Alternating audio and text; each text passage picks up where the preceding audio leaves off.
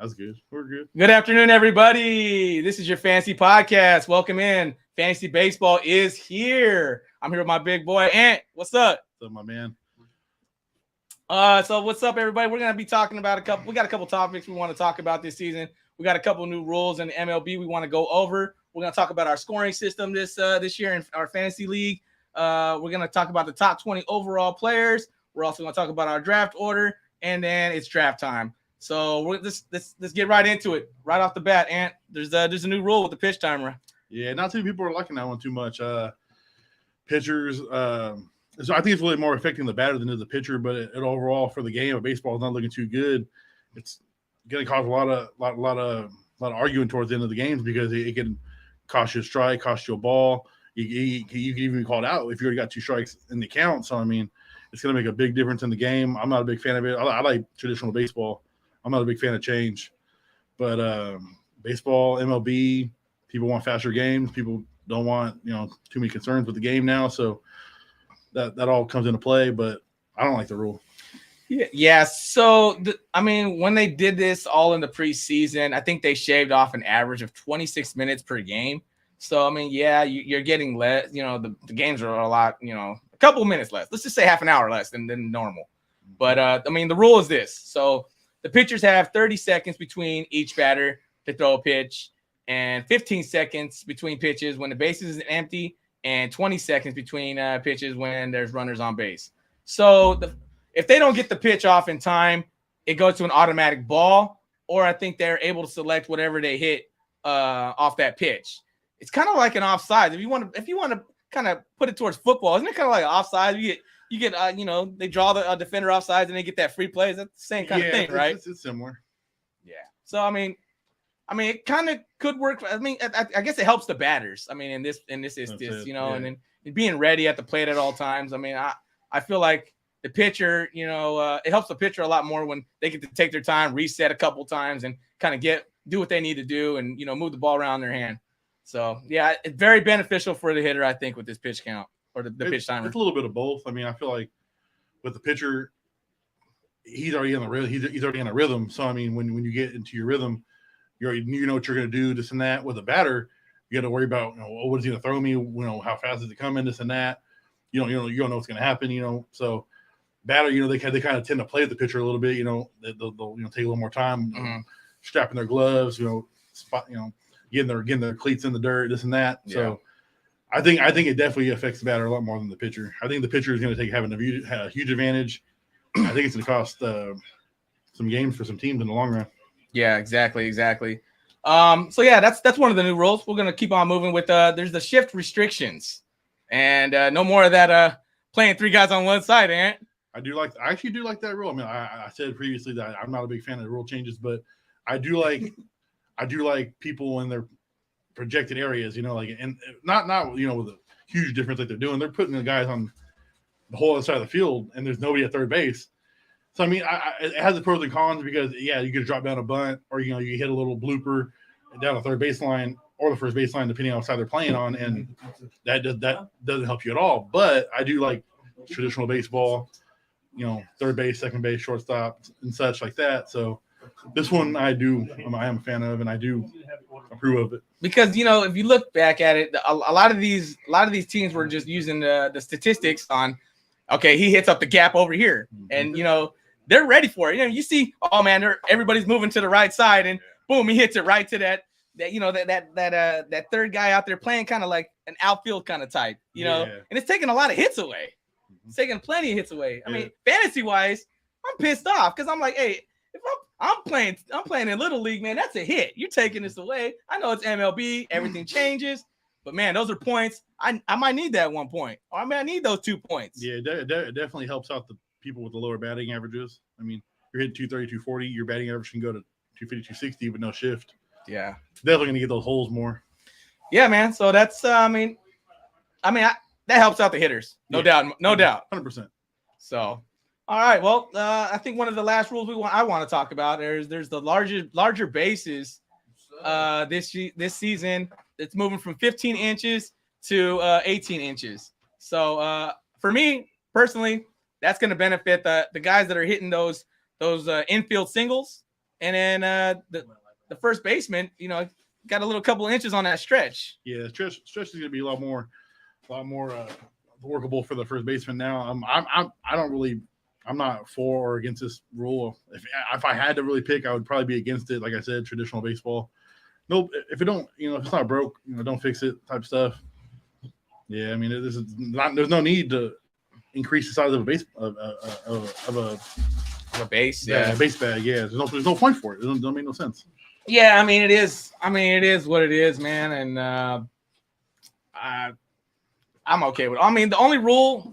I mean, out of all these 3 rules, the one I really like is the shift restriction. I really like that. I mean, as a fantasy aspect of it. The other 2, I mean, the games do take forever. Sometimes some of those games. Yeah, you got 4-hour games. Yeah, so I don't want to sit here and watch a 4-hour game. So, I mean, it's all for to help out the game of baseball, and we'll see how it goes. Yeah. But you got anything else on the MLB rules, or anything else? I am good on that, man. All right. Well, let's get into our scoring system for the league, man. For our league. If you want to name a couple of those, I'll go ahead and let you take care of the batting, man. Yeah, man. We got singles 1 point, we got doubles 2 points, triples 3 points. We got walks at 1 point, caught stealing at a -1. You got a hit pitch at 1. Home runs are 4, and strikeouts are 0.5 negative. Runs are at 1. Runs batted in are at 1, and stolen bases are at 2. Yeah. Pretty, for the most part, basic stuff. Not too drastic, but there's different leagues, different formats. It's always going to be that way, but for the most part, it's all workable stuff. Yeah, that's your pretty much a standard scoring. Yeah. So if you're going into a league, this league is pretty much standard. We've been doing this league for a couple of years now, man. I know I got the commissioner here in the house. I'll get with him in a little bit. I don't know how many years we've been running this this league. It's like 7 years. I think it's going on 8 years. So it's pretty much been standard. We do it off of CBS Sports. So I mean, yeah, pretty standard stuff batting wise. I'll talk a little bit about the pitching. The walks issued for pitchers. Anytime you give them a walk, you're gonna get a -1. Anytime you give up an earned run, it's a -1. Hits allowed is a -1, and if you hit a batter, it's also a -1. You're gonna get 1 point per inning pitched. You're gonna get 0.5 points per strikeout. You're gonna get a -5 for a loss. You're gonna get 3 points for a quality start, and quality starts as long as you go 6 innings. If you get that 5.2 innings, man, oh well. Yeah, that sucks, man. You need those 3 points, and it happens more often than you think, man. You know how many times I'm like, oh, okay, I'm gonna get the quality start, and then boom, they pulled them out at 5.2 innings, and that happens a lot more. A lot more than you think. So those quality starts, those 3 points, man, those are big. And then you're gonna get 7 points for your save, and also 7 points for the win. Like how Ant was saying, we're getting just the traditional points here. Nothing crazy, nothing outside the box. And that's pretty much how we've been doing it for pretty much 7 to 8 years. I mean, it's standard, and I mean, I like the way. I mean, I've joined one of his buddies' leagues, and he was talking fantasy baseball, and I'm like, oh yeah, I played in fantasy baseball for 7 to 8 years. I walk into this league. And I don't know, I'll let Ant talk about this a little bit more. I kind of get, honestly, that league was just total opposite from what I was kind of used to. Yeah, pitching was a lot more drastic. It didn't benefit the pitcher at all. I honestly was newer to it too, so I was only in there for a little bit. But pitchers, no love. Batters, a lot of love. The one thing I do like about it though is we set our lineups daily. This league we're in now, we've been in for a while. The league locks after Monday first game. So, I mean, it's pros and cons of it because if somebody gets hurt Monday, Tuesday, you can't take them out for the rest of the week. So that could be drastic to your team, the overall score. So that was the one benefit of the new league Paul was talking about, is that we don't have to worry about any injuries. We could pick player up with the adequate amount of pickups we have for the week, or we could just sub somebody out, daily. Yeah, and that's a good point. I mean, being able – well, daily is for me. Yeah, there's a button you can push on that league, and it'll set everybody up for you, which was pretty cool.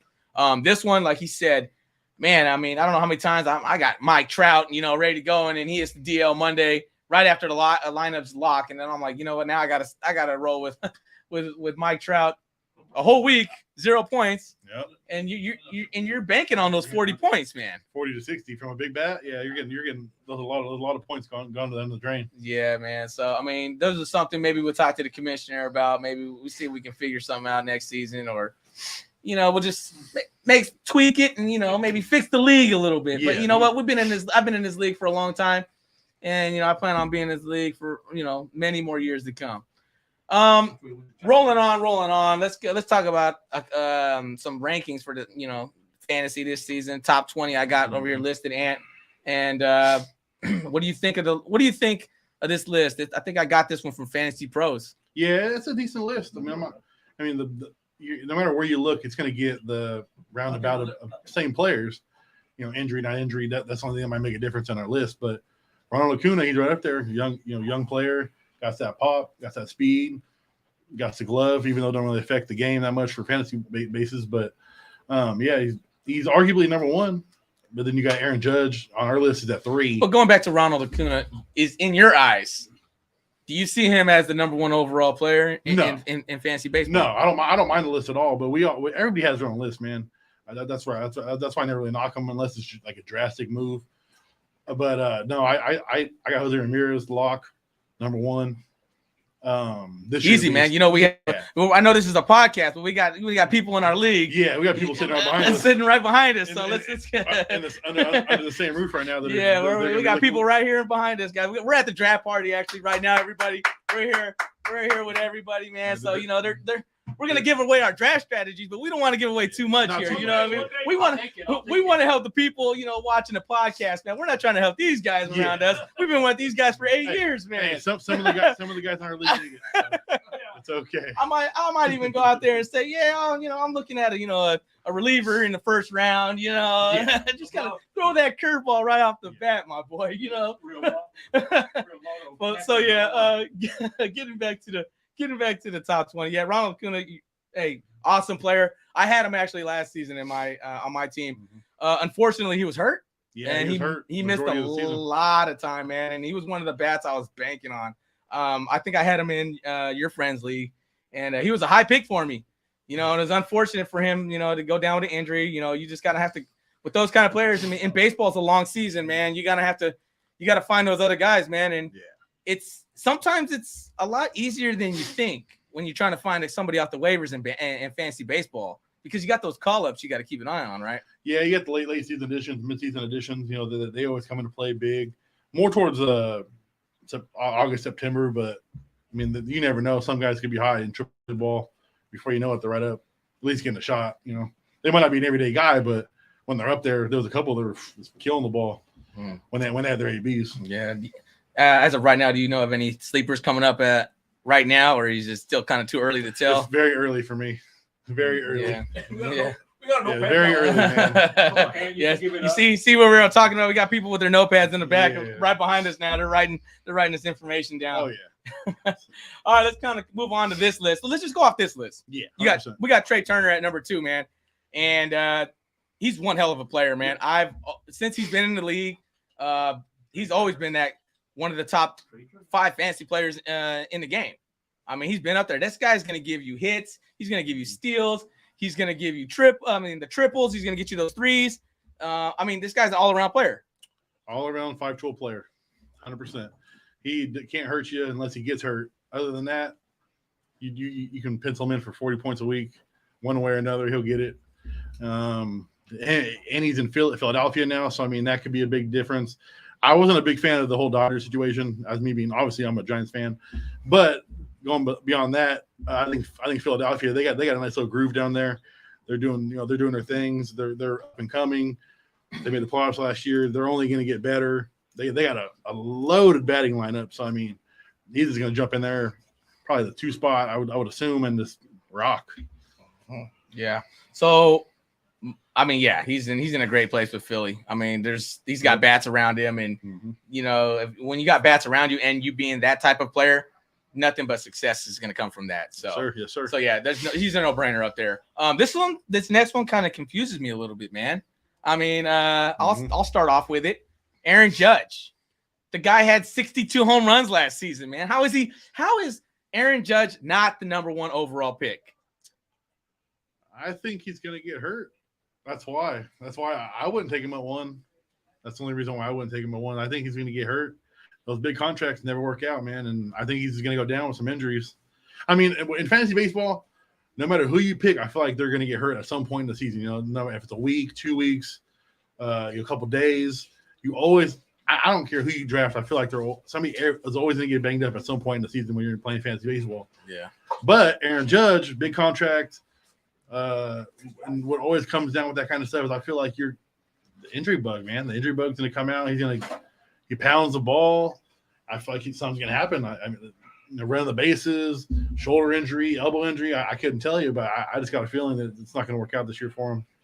So for me, Aaron Judge, I kind of like to play it right next to the fantasy football. You know what he reminds me of drafting him? Because a lot of people want him at number 1. You know what it could be?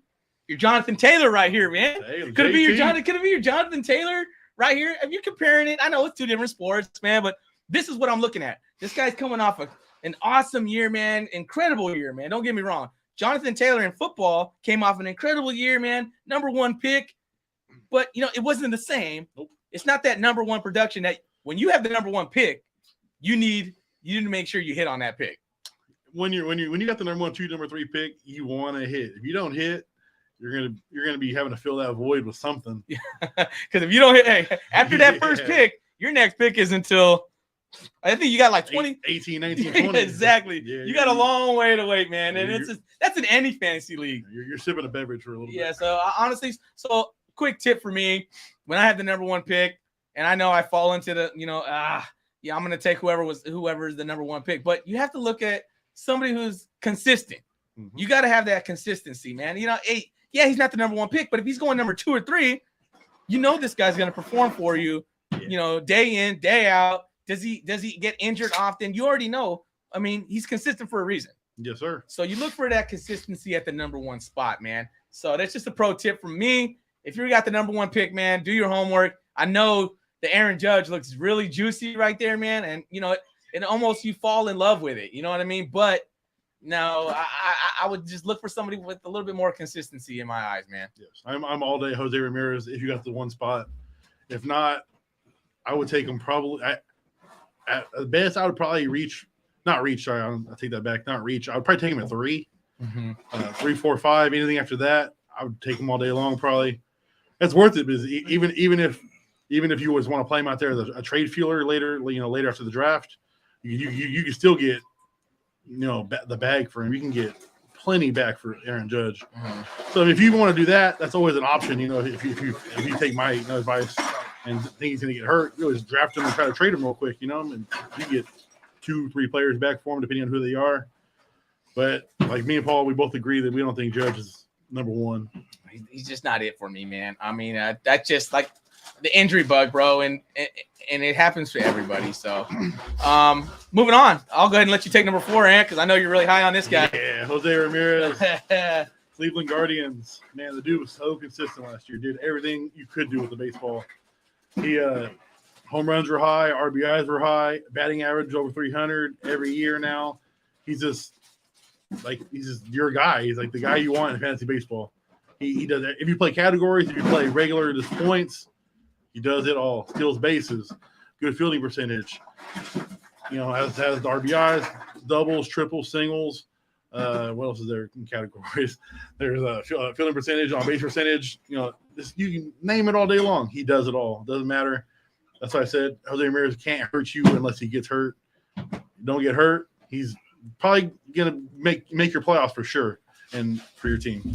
So talking about this top 5 list or these top rankings already, what stands out to me is he's the 3rd baseman. Yes, sir. And he's in the top. What is he? Top 4, right? Top 5. Yeah. Okay, so just looking at that right off the bat, man, we're going by overall players. There's not that many 3rd basemen that are going to be up there, man. Nah, it's probably a handful, maybe. A little handful, yeah, handful of good ones. So that's handful of everyday guys, yeah. So there's especially inside the diamond, you're gonna get those outfielders that are gonna give you 40 home runs, and it gives them all those points, crazy points.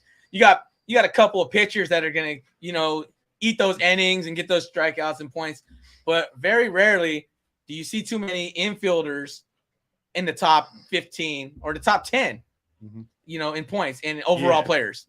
Yeah, it's rare. I mean, you got, like I said, probably a handful of guys that you can really bank on to get you those points you're going to need for majority of the season without, a credible injury so far. So, I mean, that's where I think it's going to come in clutch with Jose Ramirez and, like you said, the other players like Trey Turner and so on. As we go down the list further, your top 10 probably will be majority everyday guys that hopefully you're going to be able to bank on for those 40 to 60 points a week.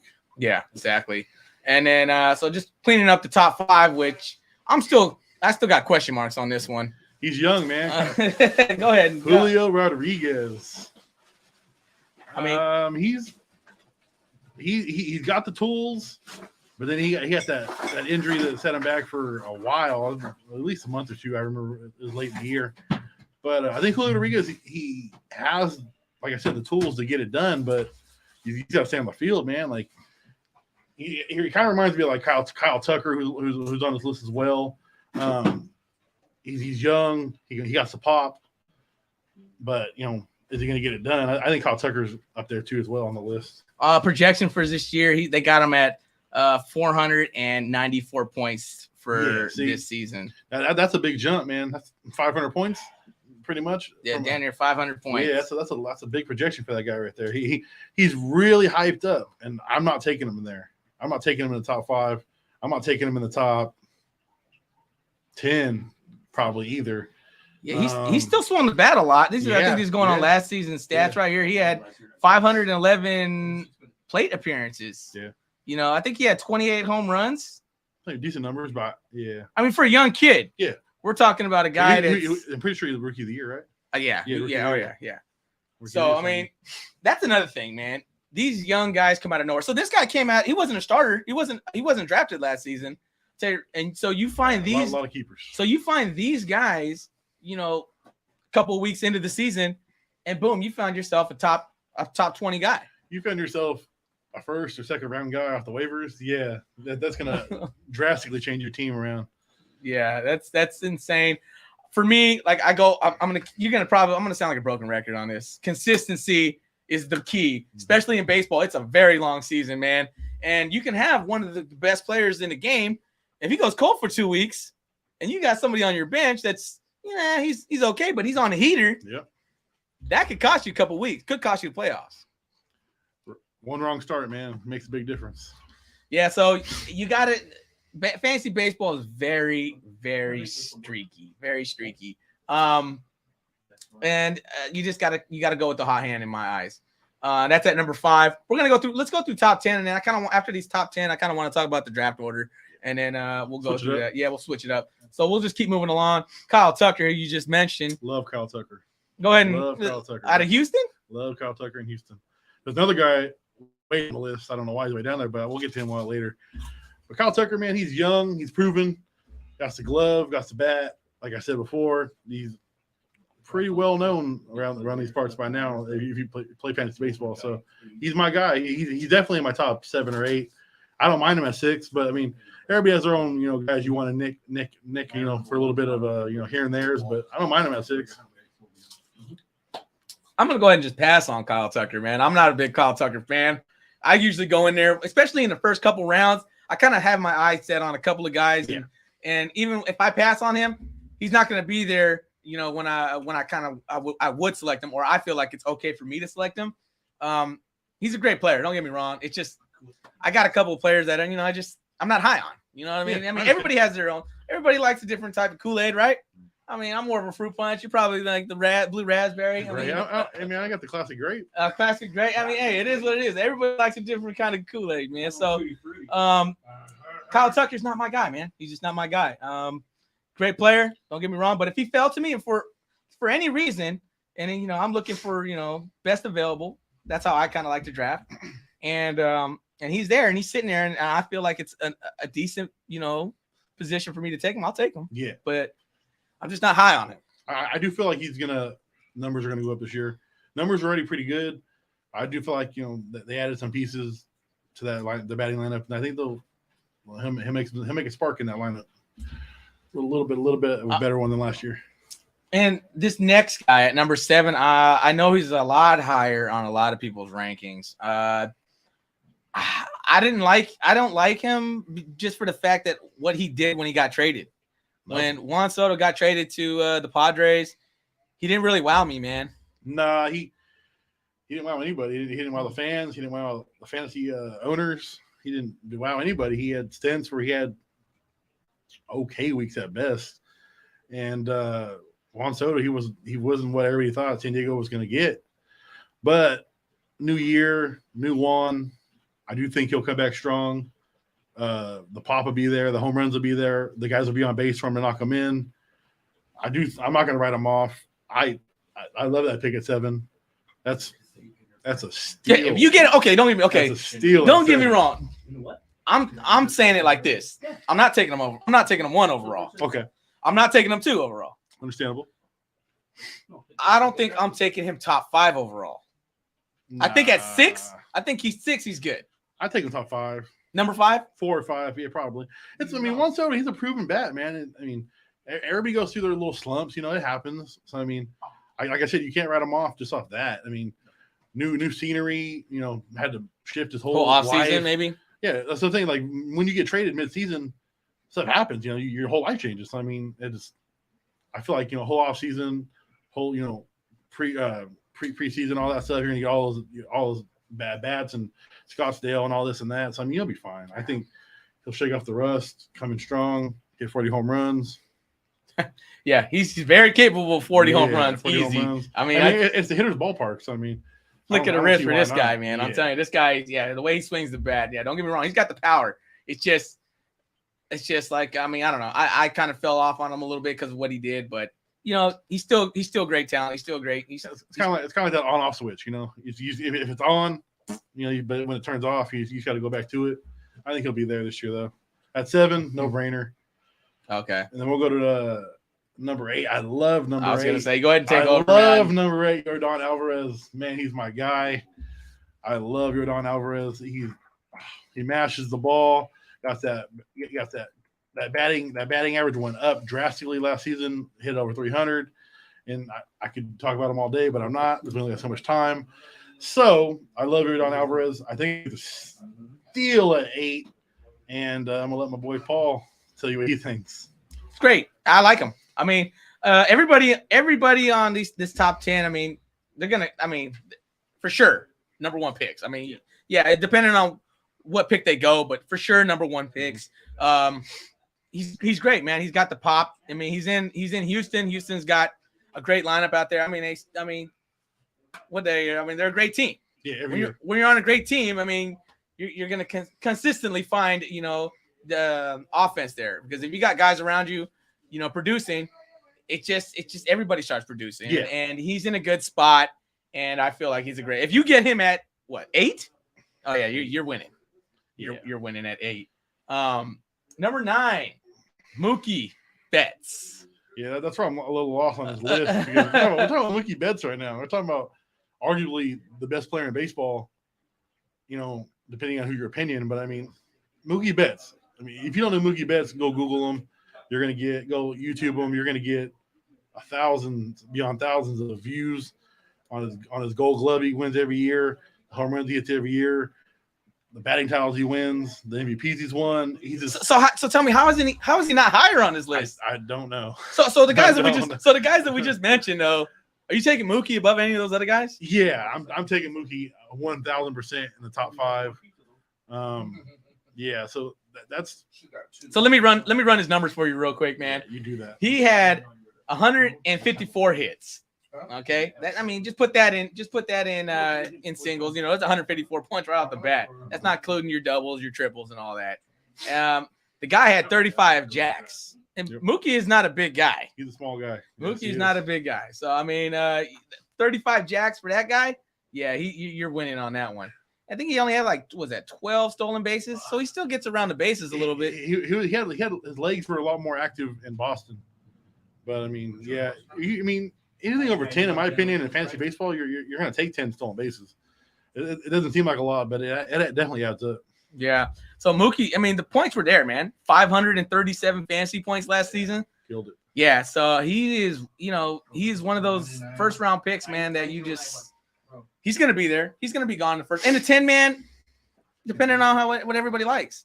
So yeah, we all got our flavor ice cream, you know, and you can't really go wrong in the first round. But Mookie Betts, top 5, and that's no brainer. The points might seem low, but compared to what some of the bats above him were doing, I mean, you can't really go wrong. The points seem low, but you had Aaron Judge had over 700 points last year. So I mean, it's Aaron Judge, you know. I mean, so you can't really just go off just the points 100%. But yeah, he's a no-brainer top 5. Yeah, for sure. And he got hurt last year. Yeah, and he got hurt with all those points. Yeah, it's time. Yeah. I want to talk about the number 10 guy, Vlad Guerrero Jr. I know I talked to one of our TYF experts in football, and he said he's the number 1, 2, or 3 pick in this draft. That's man. What they were saying. Yeah, and I'm like, what? I'm like, did you watch baseball last year? This guy started off really, really slow. Yeah. Came on towards the middle of the year. Had some good signs towards the middle of the year. Ended strong. I think he had like in the low 30 home run mark. Close to maybe if not over 100 RBIs. Batting average, I honestly don't know. I don't think it was blowing anybody away though. If we can take a look at that real quick. Yeah. Oh, shout out to Jose because he's the one who thought that he's going to be a number 274. It's not blowing anybody away for as big as his name is, but I mean, it's not also in today's MLB. That's not a bad batting average by any means. So that's I mean, he like I said, he ended strong. I don't mind the pick there. Yeah, it's just, but he's not a 1, 2, or 3 pick overall, right? Not even top 5. Okay. But yeah. So that's why we're here, Jose. Shout out to you. Vlad Guerrero is not a top 5 pick in fantasy baseball. So that's why we do this. And that's why we do this. So Jose, if you're listening, if you ever want to play fantasy baseball again for a second time, you get with me and your boy Ant, man. We're here to help you, man. Yes, we're here to help. We're here to, help the people that's never played also, Ant. There's people that's never played fantasy baseball. This is for everybody. I am here. I know, after fantasy football, it's, there's nothing else. Maybe you get into fantasy basketball, but hey, fantasy baseball, man, it's fun. I mean, it's a long season, but it's fun. If you're not sure, you're not sure if you're not sure how to play it, hey, man, we're here to help you guys. You guys can hit us up anytime. Yes, we'll answer the questions, man. We have a lot of knowledge on these players. A lot of the newcomers, though, hey, we'll do a little digging for you because I know baseball, you got a lot of new people coming up all the time. AAA, I try to keep up with it a little bit. You try to see the like the hot news on those guys, but it is what it is, man. You just got to catch it before somebody else does, and that's what it is. You catch a lot of people sleeping. Yeah, we're up between the crew. We're up 24/7. So I mean, we'll always catch something. Where, like I said, this is our first cast, so we're going to get our kinks out of the way, but we'll get our knowledge down quick on what we don't know. But we know most of the stuff as it goes now. So I mean, we're not really too far out of it. But there's here's and there's that we got to work with. But for the most part, yeah, we're here to help. We're the guys to talk to. Yeah, we're here to help you guys, man. All right, I want to put a pause on the top after those top 10, man. Yeah. I want to talk a little bit. I want to talk a little bit about this draft order that came out yesterday. So I think I talked to you yesterday at work, right when the draft order hit. When you found out you had the number 3 pick, how'd you feel? I was pretty excited. And like depending on the sport you play, it kind of makes a difference for me. Fantasy football, I do like a lot of middle of the pack towards the end. But in baseball, I want that guy who's going to give you between 600 and 700 points. And there's only a few guys who give you 550, 600, maybe even 700 points like Aaron Judge did last year, which he's the only one who did that.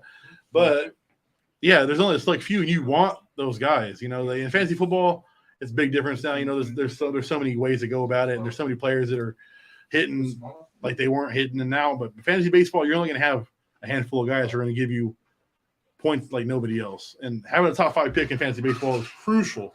Yeah, exactly. So I was blessed with the number 2 pick, so I'm so excited about that. I already kind of know who I'm going with, but we'll get into that later. So let's just start from the top. Let's start from the top of the draft order.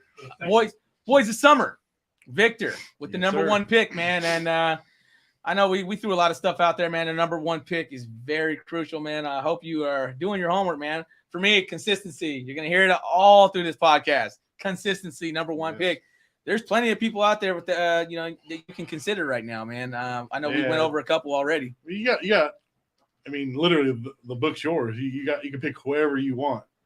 I mean, if he's not listening, more than likely, but if he is, take our advice. He's probably gonna get hurt. Aaron Judge is probably gonna get hurt. It always happens. I don't know what it is about money and greed. And no, you're wrong. Hey, I'm taking Aaron Judge with the number one pick. You know, Aaron Judge, that guy hit 62 home runs last year, Aaron. 62 home runs. You know how many fantasy points this guy put up? 700 fantasy points. 700. How do you not take him with the number one pick? Are you kidding me? He's going to. Come on, man. He's going to. Aaron Judge, 700 fantasy points. Book it right now, man. I'm taking Aaron Judge number one. Don't listen to this guy, man. Come on. Even though I just told you to listen to us, huh? I'm just kidding. Hey, hey, you know what? No, he makes plenty of sense. I'm just throwing that out there. Hey, everybody has their own feeling about it. Hey, let's just say Aaron Judge does have a good year, man. You just never know, though. Mm-hmm. You just never know. The guy's coming off an incredible year. He's just a tricky pick. I mean, I'm not saying he's not the pick. I'm just saying it's a tricky pick. It's one you scratch your head at. You know, it's one that you like. It's one that you just sit there and like, man. Is he going to do it again? Is he going to do? It's hard to repeat. Is he going to do 650 this year? Is he? How many games is he going to miss? He's well known for missing games, so that's why I feel like it's almost too good to be true. You know, that's why I don't want to shoot myself in the foot. But he's missed a lot of games in his career. He does strike out a lot, though. I mean, strikeouts come with the home run ball, in my opinion. Anybody who hits home runs is going to strike out. He batted 310 last year. Batted 310 first year. Batted 310. Hey, he also had 16 stolen bases. He did it all last year. That's why he had 700 points. who was second? Look, so it's okay. So go ahead and talk about this. Hey, look at that drastic change. Jose Ramirez was second, right? So you went from 713 points to 592 points. 92. That's 2 to 3 good weeks of baseball that he was ahead of everybody else in. Crazy. I had him last season. Dude gave me like 80 points one week. Yeah. And I needed him to perform. And you know what? I think Trout got hurt that week, and I was already calling it off. I'm like, man, I'm done. That's it. And I ended up winning by like a couple of points. I was just like, I barely won. I took the win, and that was one of the things that Aaron Judge does. He'll blow up one week and give you 50 plus. Yeah, he's capable of it. No matter what type, no matter when, he'll just perform and just give you those points. That's why he's going to go number one more than likely.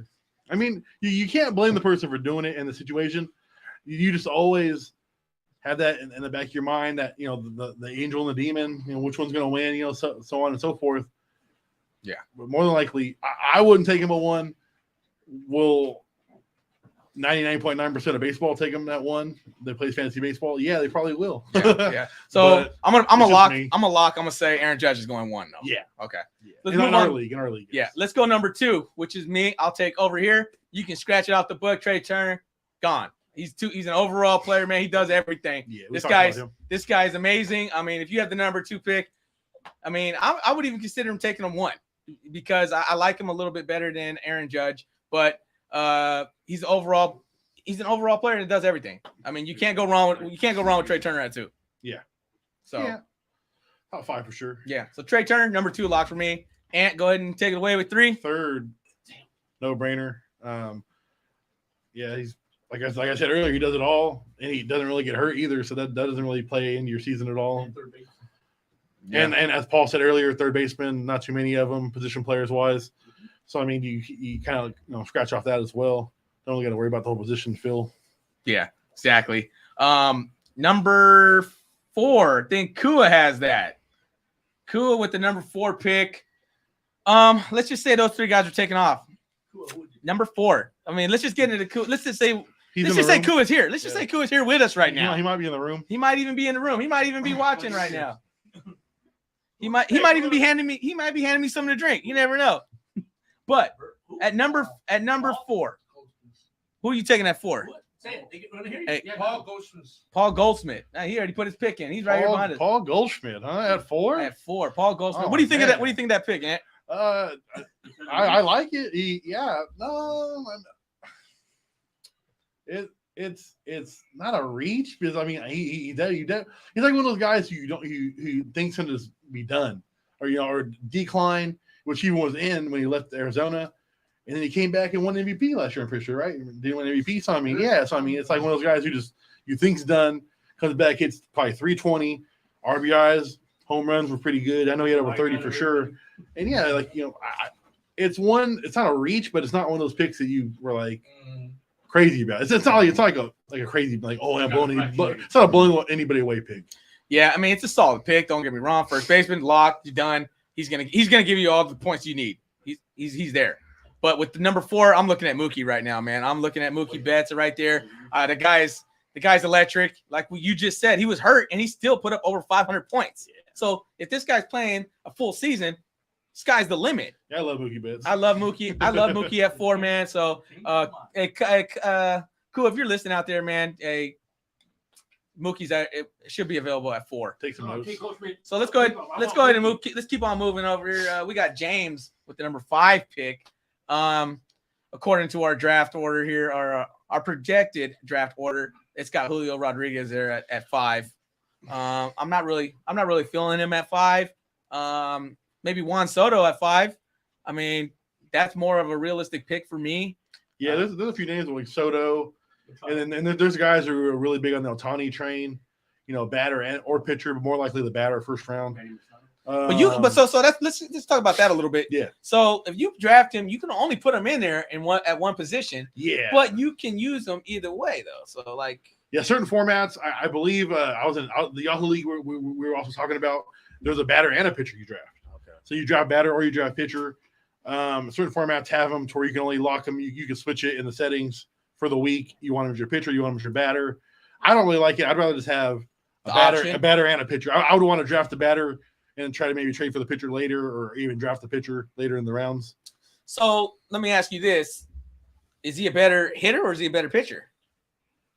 Pitcher. A better pitcher? Yeah, and that's not saying a lot because he's a great hitter. He's a great hitter. I think he hit 40 home runs. I think, or close to it. Yeah, his mechanics changed a little bit. I think he changes pitching the way he pitches the ball.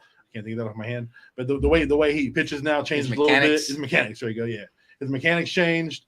He won a lot more games this year. His strikeouts were up. His walks were down, and it's like I said, it's hard to say because the dude mashes the ball. Angel Stadium is not really hard to hit a home run in. So yeah, exactly. So yeah, I mean, there's a couple of people at 5, give or take. We'll keep moving on with Levi at number 6. Yeah. Number 6, man. I mean, I think your guy's available there. I mean, he's projected to go 8th. I'm kind of surprised that Mike Trout's so low, down at 14. You know what? I think someone's gonna reach for him. I think the problem with Mike Trout is it happens every year, man. Yeah. And I think you know where I'm going. Yeah, exactly. That's exactly where I'm. Yeah. So you can only. I mean, when he's available, man, he's a top player, man. He's guaranteed. But this guy gets hurt every couple weeks, man. Every couple weeks, and then goes on the DL for 10 days, and then you're hosed. Yeah, if he goes on a DL early in the week, you're pretty much taking the L for the week. Yeah. So then so you have to honestly, he has the number 1 outfielder talent, but if you can get him as a number 2 outfielder, I mean, but still, the thing about it is still the injuries and you lose the points when he's not available, and if he's already in your starting lineup and it gets locked, that's the main thing. Yep. Because you can lose a week and then lose it by like 15 points, and then he was out since Monday. Mm-hmm. Monday, Tuesday, Wednesday, you pretty much lose them any of those days. This guy gets you 16 points in one day. Yeah. He doesn't have to hit the home run. He has a complete game. He can give you 2 triples in a game. He can give you 3 doubles, 4 doubles in one game. And every time you hit a double, you're probably gonna have somebody on base. Yeah. So I mean, that's racking the points. Yeah. No brainer picks. Yeah. Honestly, I was able to get Mike Trout last season in the 3rd round. So that was kind of that was a crazy pick, man. My outfielders last year, I had Aaron Judge, I had Bryce Harper, and I had Mike Trout. My outfielders were just ridiculous last year. So they was able to help me get all the way. I think I got to the playoffs for sure. I think I had an early 1st round exit, but injury bug kind of caught me up. And I mean, it's just part of the game, man. Nothing you can do about it. Bryce Harper was hurt, but yeah, you got to live with it. I mean, he's like you said, he's a great player. Let's move on. Number 7, Art. He's in the house. Art at number 7. Let's see. I mean, we'll talk about number 7 a little bit. See if he wants to say the pick. He doesn't have to, but what do you think at 7 there, Ant? I'm thinking that pick. Let's see what he has to say. I'm going best pitcher available. He's talking pitchers. So you want to announce it? Okay. He's actually in the building. So yeah. So he said best pitcher available, which would be Corbin on this list. Burns from the Milwaukee. Yeah, he had a solid season last year, but I would think it'd be Garrett Cole or. Let me bring this list up for you. You got Garrett Cole, you got Verlander right here. The and then you got even you had DeGrom there. I have a question for you guys. Space on DeGrom. Outfielder before I make my decision. With outfielders, we just talked about Mike. You got Mike Trout, Yordan Alvarez. Does he play? He play the outfield? No, he's a DH only. They might. Some formats got him as outfielder right now, but at the moment, no. Okay, yeah. So that's going to be a strictly DH only. Oh, that's what hurts. Yeah. So I mean, I would like to have the flexibility of using him as an outfielder. Yeah, I mean, we'd have to check it. I mean, I know once we get into the draft, once we get into this draft, actually, let me see. While you want to just certain formats have it for sure, and then if they play a certain amount of games at the position, they'll swap it up. What do you guys think about? Oh yeah, they have only as utility. Yeah, see. Yeah. So best pitcher, and you guys decide is that a good move, or what do you think? Best pitcher, in my eyes right now, you got. So he does have outfield eligibility. Yeah. Oh, he does. Yes, he does. So I just looking that up right now. So that would be the pick. I mean, honestly, if that's 7, that changes everything. That changes everything. Yeah. So if he has if he's eligible to play there, yeah, for sure. That's number 7. I would go ahead and run with that. At 7, or would you? I don't mind it. I like it.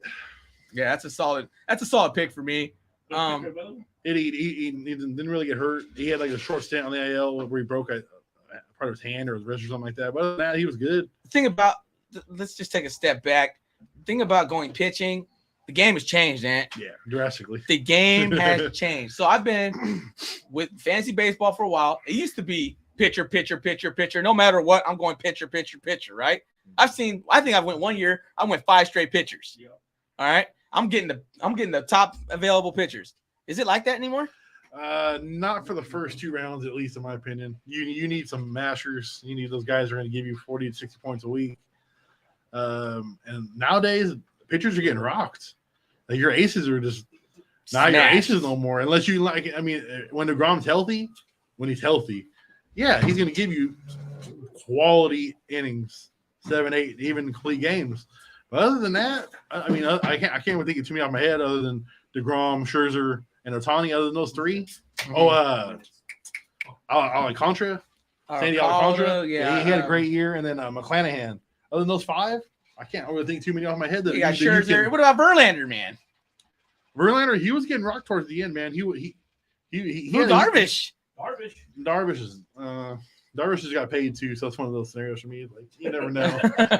Darvish just got. Man, the Padres are paying everybody. God. Hey, if you got the money, why not spend it? I guess, yeah. Who doesn't want to live? Who doesn't want to live in San Diego? I mean, I wish the A's was the same way, but you know what? Hey, we don't got money to spend in Oakland, man. It's all good, but that the pitching is different. It's kind of like evolved into, and I'm gonna talk about it like how I talk about fantasy football. You know, the running backs was the same way. Running backs 9 straight off the board, 10 straight off the board. Same thing. That's how it used to be with pitchers. Now it's changed. Now you're looking. It's not just the outfielders. It's just overall points, right? Yeah, you want more of the points than the position nowadays, and batters are giving you crazy amounts of points per week now compared to pitching. Especially when they don't got a double start, you're only getting 20 points, 25 points most weeks from your main pitcher. So I mean, 25 points. 40, 50 points. It's no-brainers nowadays, man. Yeah, exactly. Moving on to the next pick here. We got number 8, Furies, Maurice. Number 8, man, you're looking at almost back. I mean, you're getting to that loop where you're gonna get that extra pick. So it's kind of a nice spot. I kind of like 8, 9. It's kind of nice because you're coming right back to the well again. Yeah, you either, in my opinion, in baseball, like I said earlier, you either want to be really low or really high because you're going to miss the fat, all those bombs, all those big numbers, and you're going to get. And like when you get towards like 4 through 8, 4 through 9, that's when you're reaching, in my opinion, a little bit. Those are the scary picks, in my opinion. Then when you go to 10 through 12, and then 10 through 1, 10 through 2, you get those back-to-back picks, and you're like, oh yeah, hey, I can knock out this guy and knock to the position at the same time, and that's that works for everybody, for your team for at least the first couple rounds. Yeah. So number 8, I like that kind of area.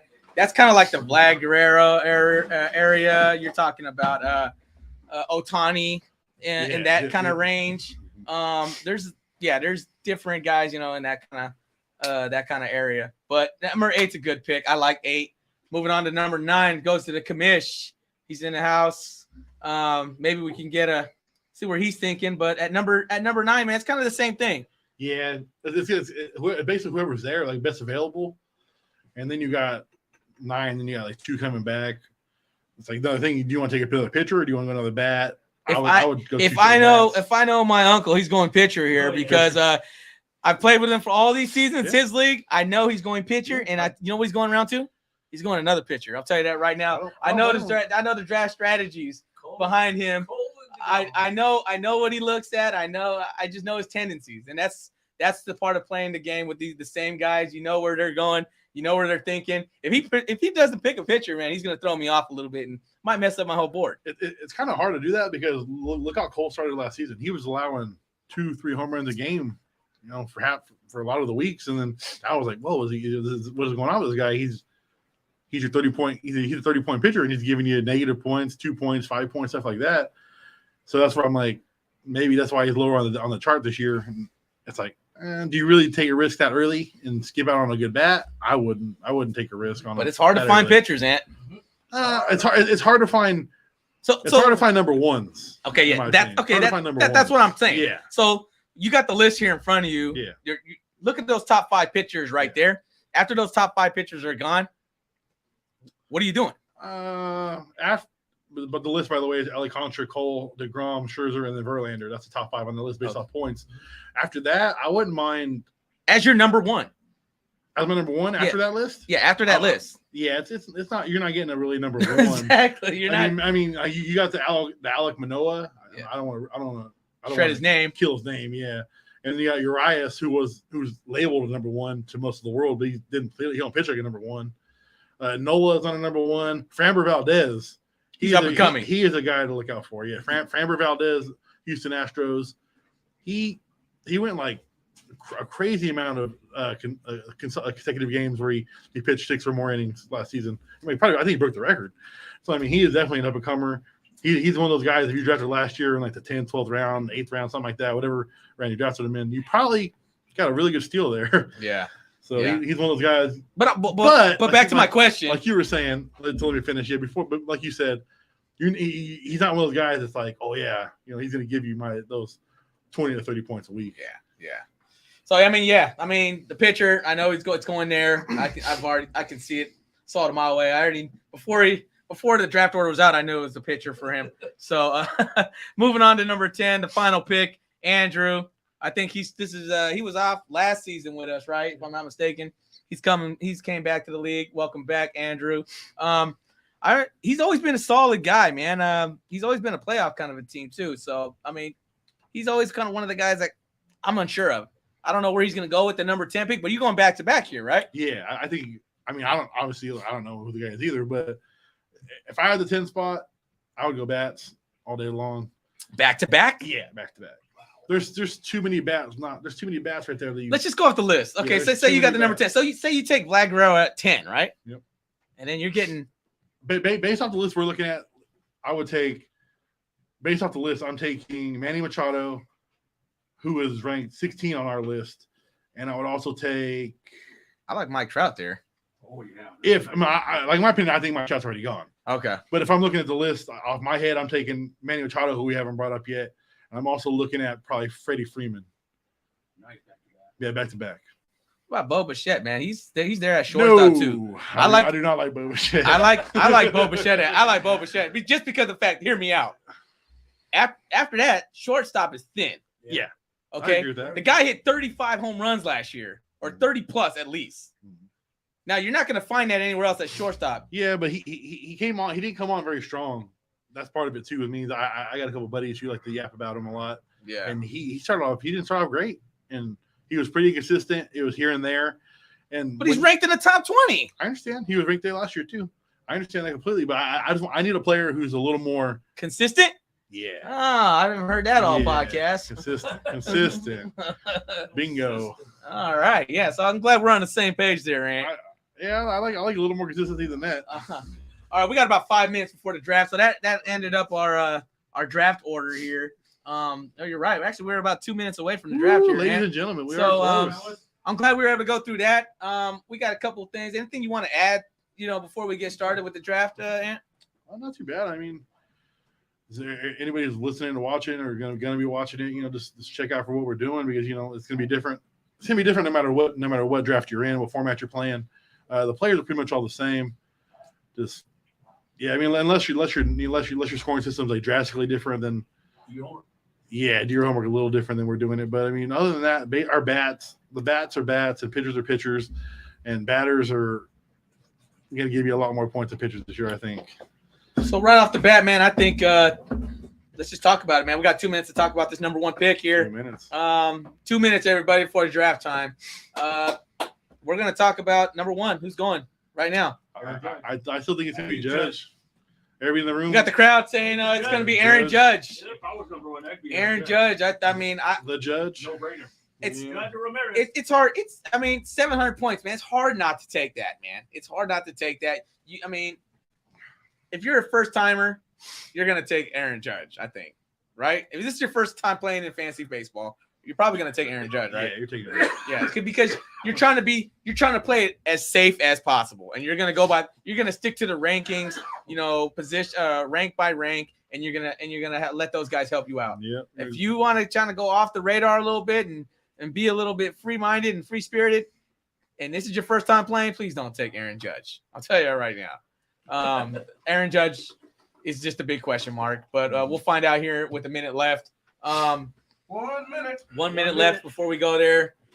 Got a lot more rankings. As we go on with this draft, we're going to go over some more rankings. We can just talk about them as we go. Yeah, we could talk about it as we go. I mean, where we left off at was after 10. You got Ohtani here at 11. Yeah, Ohtani. Like I said, I like him more as a pitcher, but I mean, I feel like he'll give you a little more consistency as a pitcher than he does the bat.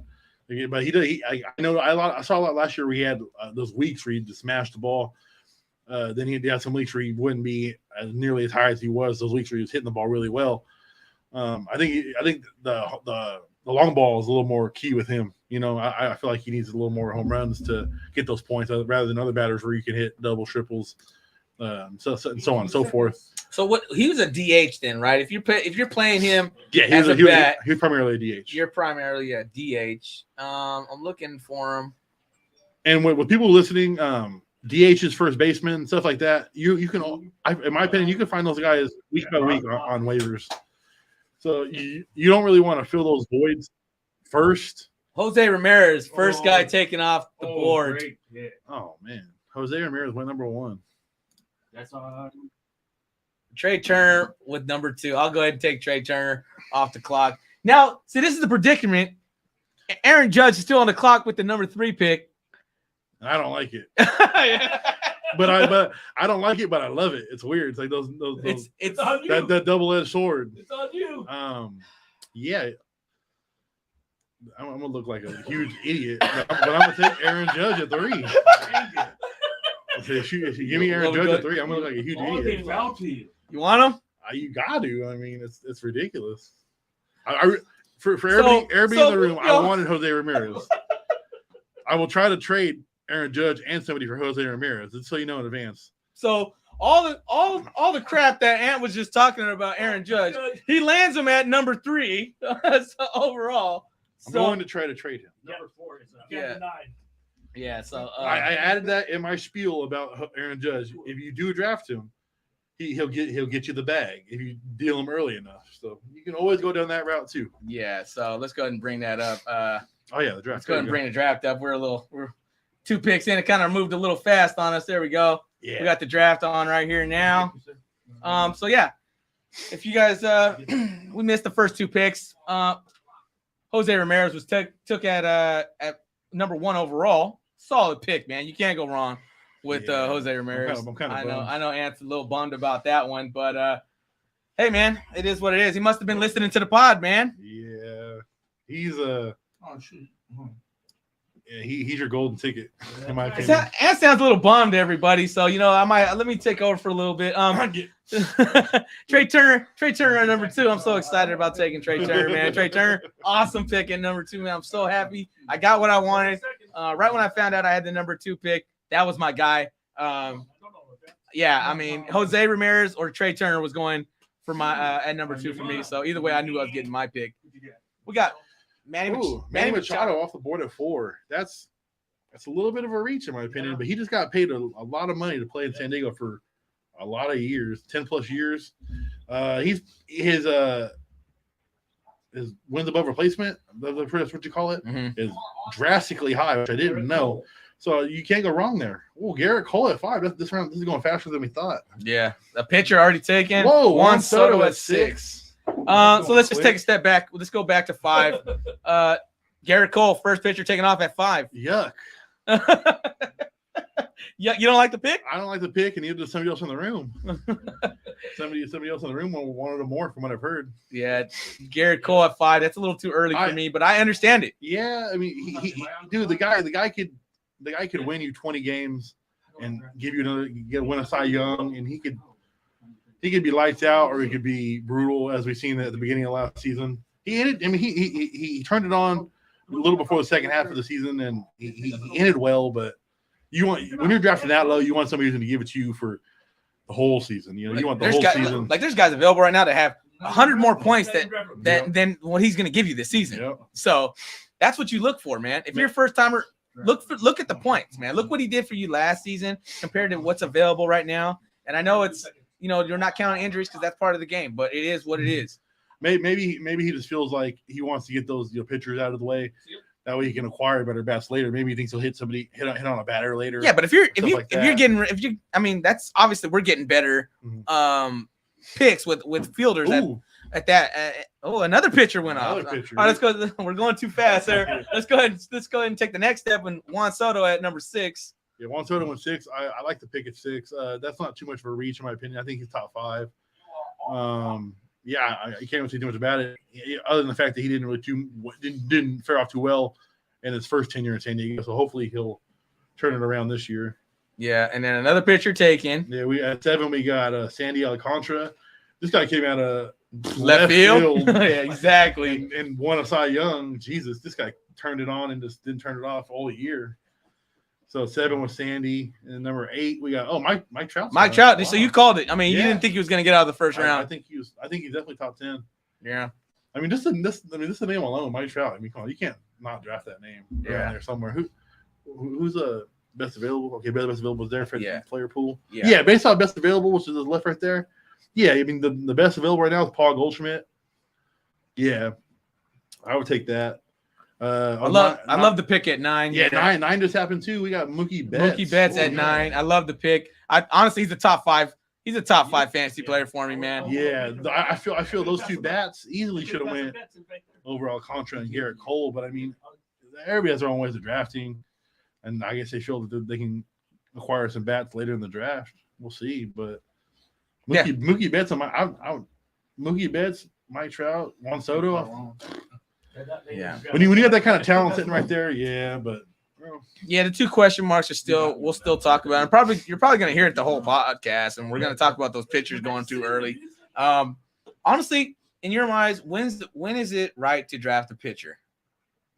Like you said earlier, I was high on pitching for a long time. I honestly, it depends on the format as well, but now I'm going second. I apologize. I'm going third, fourth round. My first pitcher probably now. Like I just feel like I feel like you need to get that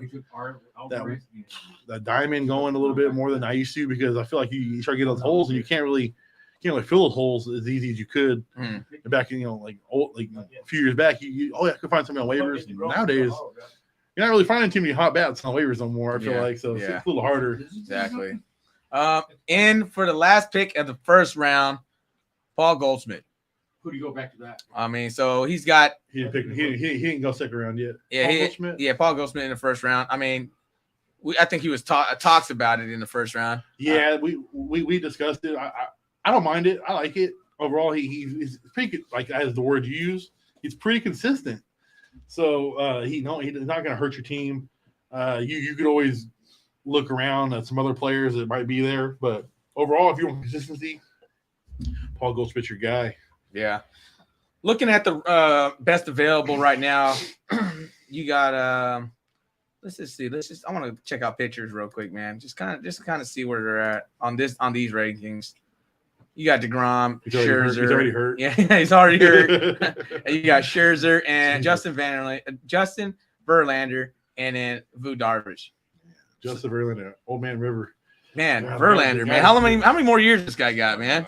I couldn't even tell you. Is this guy even going to draft or is he going to auto pick? It looks like he's going back to the auto pick. Arenado. Yeah, Arenado with back. So he went Paul Goldschmidt and Arenado. So he got the corners out the way. He basically got everything there is in St. Louis.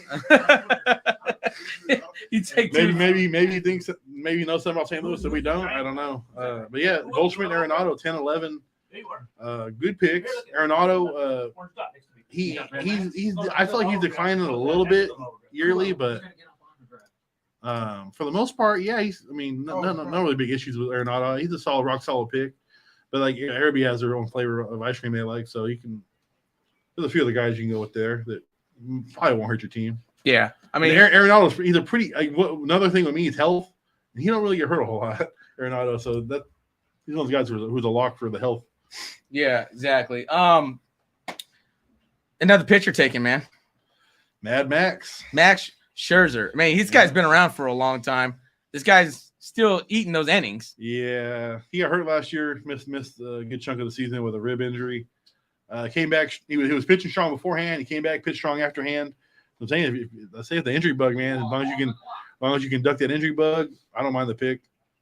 Yeah, it's a good pick. And we finally got we just talked about Ohtani just a little while ago, and he's gone with the number 13 pick. You're getting value on both sides, man. I think pitching. I mean, hitting. I like him as a hitter, though, man. I like him as a hitter. He swings close to 40 homers. And it's just hard to choose them the wrong week, I think, for sometimes. Yeah, that's why, depending on what format you're in, you kind of shoot yourself in the foot. But I mean, when you have the capability to have the option of you have one player who can do a pitcher or a batter with the click of a button, that's a big advantage in fantasy baseball. Yeah. Let's say you go back to our pitchers and let's say you drafted Grom 1 and then you go Ohtani 2. And then DeGrom gets hurt. You got Ohtani to back it up right there. You got another ace in the hole, just like that. Exactly. Yeah. It's always the little advantages of fantasy baseball, depending on what format you're in. Yeah. For sure, man. And we're still waiting for the number 14 pick. He's got 20 seconds left. I think he's in the house right now. I think it's Art. Art's on the clock right now. Yeah, number 14, man. Let's see what we got. Sure, let's check the bats. Yeah, let's go take a look. A lot of pitchers have been going. Let's check the bats out. Why aren't the bats going? Why aren't the bats falling? what are we doing wrong? So this is just top by this is by position right here. So your best catcher, your best first baseman. Let's just look at all. Yeah. All right, let's go like that. They got Tatis up there, man. Isn't he suspended? He's out for a month and a half, I believe, till April 20th. That's an iffy pick. I mean, if you want to wait a month and some change. Yeah, it's an iffy pick there. I would wait. I don't know. It kind of depends on how you feel about it. If you want to get that shortstop, which we talk about, there's not really too many of at the position. But he's one of those guys who you could win a league with, and in the way he's been acting, you could also lose a league with because he was hurt. Then he came back and got suspended for the what was he doing? He did like some kind of PED or something. Yeah, whatever it was. Yeah, whatever it was. But then he got busted for that, so now he's out till the beginning of this year, the whole month and some change. So I mean, you are on deck. So just went, yeah. You are catch up a little bit on these picks. So after Ohtani, it went another pitcher was Zach Wheeler. Then we went first baseman, Freddie Freeman, and then we got Bieber off, and then a shortstop, Francisco Lindor. Those last 5 picks, man, how you feeling with those? I don't like most of them, but I do like Lindor. That's who I was going to take if he was available. I don't wanted the Francisco Lindor. Wheeler, he's a pretty solid guy. He's not really gonna blow you away. And then you got Freddie Freeman. You can't go wrong with Freddie Freeman. I probably would took Freddie Freeman over Goldschmidt. And Bieber, I'm not on the Bieber train. I'm not a Bieber fan at all. You don't like Justin? I mean, Shane Bieber? I do not. Come on, man. I am not a believer. I am not a believer. You're not a believer, huh? I like it. I like it. But Francisco Lindor, like I just said a minute ago, monster, does it all. The Mets are good now, so you don't have to worry about that. They got the pitching to back it up, so I mean, not gonna worry about any of that stuff. And Lindor, he would have been a great pick there for me. I think you're on the clock here, Ant. Am I? Oh, there you go. Yeah. 19 seconds. Well, yeah, there we go. So give me Tatis. Because with the suspension, too. You'll take it. Yeah, I'm gonna take Tatis there. Yeah, but I don't think these are gonna fall to me. But at the same time, it's like Why not? you can wait. Yeah, you can wait. Hey, you got a solid pick right there. After I don't the first know. rounder in the third round? Second. round. That's still good value. See, I look bad on camera right now, man. But so these picks, they're just falling to me, and it's like the devil's talking over here, and the angel's talking over here, and Don't feel bad. the devil's winning. But we'll figure it out. And after me was good old Paul sitting right next to me, and he took Ronald Acuna Jr. Yeah, man. When this guy's 100% healthy, Ant, he's a beast. He's an animal. He is a MVP candidate. He's an MVP candidate, just like you said. We got mosquitoes in the room saying when and what if, but we'll see. We'll see. Well, you never know, man. Yeah, we'll see. I like the pick. He can definitely win you an MVP.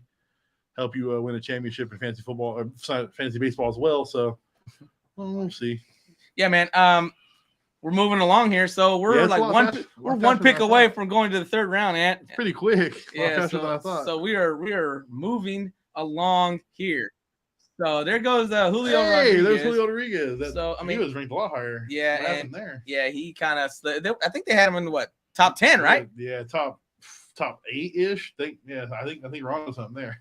Yeah, I mean, might be onto something. Everybody has a different taste here, man. You just don't know, but hey, man, maybe it's the outfielder aspect too. You know, I don't know. Maybe they want to stack the outfield. Who you taking the first? Who you taking the first? Yeah. You are on deck. Can't remember. Hold on, man. So I'm on the clock right now. Let's take a look. Not going too far down here. I kind of like that pick right there. There's a couple I like right there. I like two third baseman for you right there. I know. I see. Oh no, they got Vladimir. Yeah, that's what I was looking at. I like the Evers. I like that. I mean, first baseman. I also like this one right here. I think I'm gonna go here. Who you got? You got a first baseman yet? No, I don't. I think I'm gonna. I even like this one right here. That's on you. Is that yours? I'm on the wrong one. Got 50 seconds here. Bear with me. Plenty of time, guys. So let's. I mean, it's got to be between these two for me, man. I'm looking at Alvarez and Guerrero. I mean, I don't know. I'm gonna go with Vlad, man. You're gonna go with the Vlad swag. I'm gonna go with the Vlad swag, and I'm gonna go ahead and take him. You are on the clock. I don't mind that pick. I'm happy that I wouldn't have took him there, so I'm not really sweating that much. But I mean, my guys are still sitting there for me, and I'm going to take. Going pitcher. I mean, I am not going pitcher. Okay. I'm going to take. Go down a little bit for me there. I want him a lot. This one? No, I'm not gonna take him. Though. Him? No, go back up.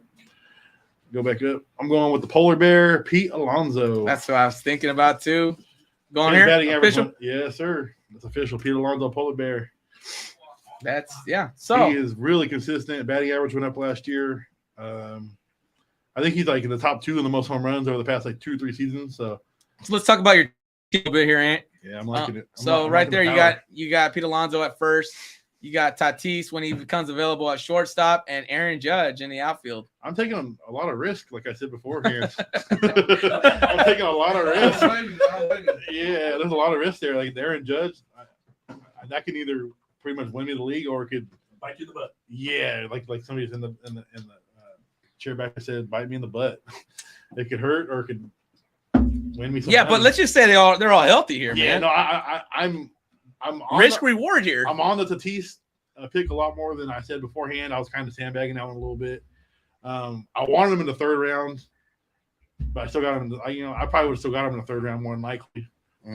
I think, but who knows? It's one of those pictures you have to. You're not sure. You're to not make sure. Yeah, you're not sure. You're gonna lock it you in. really like him enough, man. You're gonna take him right there. Yeah, that reward based off of like knowledge of what I've heard from him as a player and what he's done when he's on the diamond, you can't pass that up. Yeah, that's a hard one to pass, man. And I locked up my shortstop.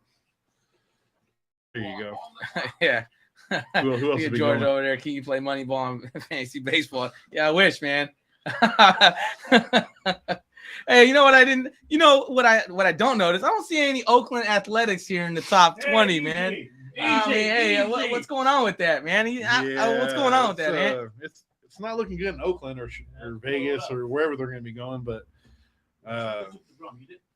yes, it's not looking too. What about San Francisco? I don't see any San Francisco players in here either. You're not going to get any until probably Brandon Webb, maybe. We lost Rondon. He went to New York, so he's going to be. Brandon Webb's probably going to be your best bet. Mm-hmm. That's way down there too. Let's check the. Let's go back to the rounds. Let's get caught back up here. So Pete Alonso was Ant's last pick. Yes, sir. We're gonna go with 24 with George Springer came off. Yeah, I do not like that pick. He is a Band-Aid. Band-Aid. That guy is a walking, talking Band-Aid, and I traded for him last year. Yeah, thinking I got a steal. Is it a regular Band-Aid or is it liquid Band-Aid? I don't know, man. You're throwing curveballs at my Band-Aid. Like, come on, I don't know. It's just a Band-Aid. So it's a huge Band-Aid. I'll leave it at that.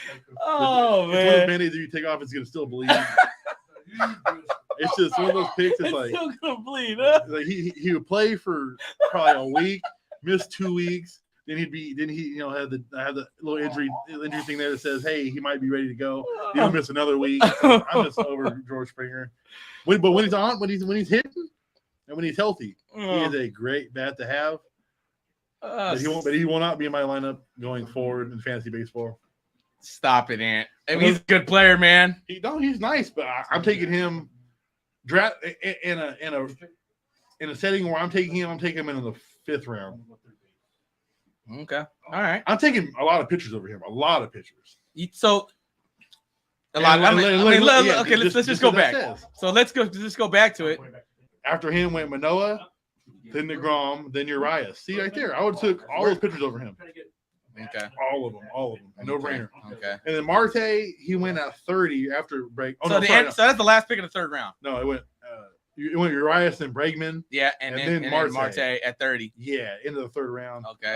Marte, I feel like he's more of a. He's a hot cold kind of guy, man. Yeah, that, and I feel like he's one of those guys who is a great baseball player, but he don't give it to you fantasy wise.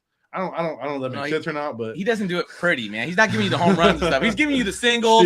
He's the steals. Yeah, he's doing it the hard way. All right. Yeah, there you go. That's what type of player he is. What's up, buddy? Boba Shett or Bobby Witt? Boba Shett or Bobby Witt? Are you on the clock right now? No, he's not on. He's up next. He's on deck. Oh, so it's your pick? Or you're after this? No, I said, who would you guys go with? Are they both? Boba Shett. They're both shortstops, right? No, one's Bobby Witt plays second place. Yeah.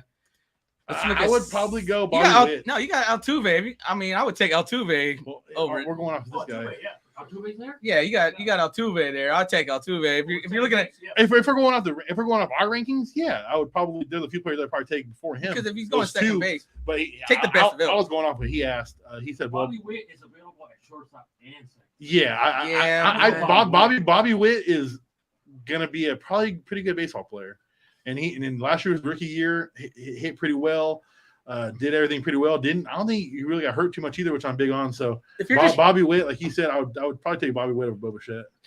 I'm taking Bo. I like him a lot better. I know Ant doesn't like him. I've already can tell, but I'm taking Bo. I know it doesn't really help you because we both chose. It's just honestly what you feel. I mean, on this one, and I'd be taking Altuve. On this one, yeah. I mean, because it just depends, man. Altuve, I feel like he's kind of like over the hill, but he still produces. You know, Yeah, like yeah. everybody thinks that he's always he's going to slowly decline. Stop it, man. But Let's look up his stats right now. But no, that's what I'm saying. He never does. You know, it's one of those things where you kind of shoot yourself in the foot if you don't take him. Right there. Where's he at? Right here. Altuve. Yeah. What did he hit? 28 homers.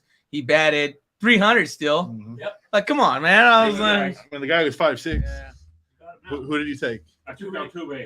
that's a solid pick right You there. took Altuve. All right, so start the fourth round, guys. Jordan Alvarez went. I love Jordan Alvarez, but I couldn't take him. He kind of went a little late. Yeah, he definitely went late. I would have took him in the third round if didn't fell to me. No brainer pick in my opinion there. Darvish. So basically, Marte and Jordan went back to back with Crown Royals. Not bad. I'm not huge on Marte, but Jordan makes up for that right there. Then we got 32 green and gold to you, Darvish. That's okay pick, not too bad. We're getting into the pitchers. This is where I expected the pitchers. A lot of pitchers are going. Yeah. Then Furies took Aaron Nola. Yeah. He's always been an okay pitcher to me, man. Yeah, He's never been like blowing that nobody ace, away. like that's crazy good. You know what I mean? Like, yeah, I like the Yu Darvish pick. I'm not so crazy about the Aaron Nola. Then who we just talked about, Batos Locos took Jose Altuve, no brainer.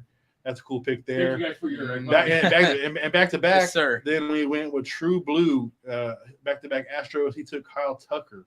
Kyle Tucker is without a doubt a steal at 35 in the fourth. You are on deck. Back to back Houston Astros. Yeah. Championship. back to back. You to are back. on the Yeah, clock. Framber Valdez. Oh, nice. Yikes. 37.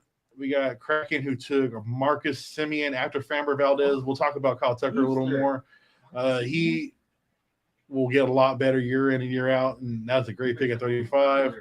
36, Framber Valdez, like we said earlier, he is solid as it comes. He broke the record for most consecutive games with six more innings. Broke that record, so he's going to give you 15 to 25 points every start. Yeah, no matter what. So I mean, if you want consistency, Paul, yeah. that was your guy. That's gonna be the guy. That's your guy. So right now, you're on the clock with 50 seconds clock. left. Who'd you get, Junior? I'm after him. Let's check some pictures. You want pictures? Yeah. So let's look at these pictures here. Let's check the bats. Oops, let's go off. Marcus Semien. What did I draft? No brainer. Give me Rafael Devers. Copy that. There he goes. No brainer. That guy failed me in that round, man. That's a no brainer. I wanted a pitcher really bad right there. Oh my goodness, guys, ladies and gentlemen. Now you're happy. Send the Venmo money. Send it straight the Venmo money to me. This team is looking wonderful. I'm gonna need to add a shortstop just for short term. As long as Tatis, doesn't do anything drastic and jump off a mountain or something. But other than that, there's something, I don't know, man. This guy's weird. He'll get hurt or he'll get suspended doing something. Next, he'll jump off a mountain and something crazy will happen there. But so far, my team looks great. Paul's on the clock here. Who's he looking at? I think. Don't do that. That's too early. Give me the best reliever in. Can we cue the mariachi music? Cue the trombone. Give me Edwin Diaz, ladies and gentlemen, in the fourth round. Let me get the best of it. I always do this. You gotta start them. So check this out, man. You need a reliever. You need a reliever. Got it. All right, hey, why not have the best? Exactly. Why not have the best? So you know what? Hey, you have to. Yeah. I mean, you're looking at. So check this out. Right now, I'm looking at best available players, and nobody took a reliever. I'm taking the best one available. That's how I look at it, man.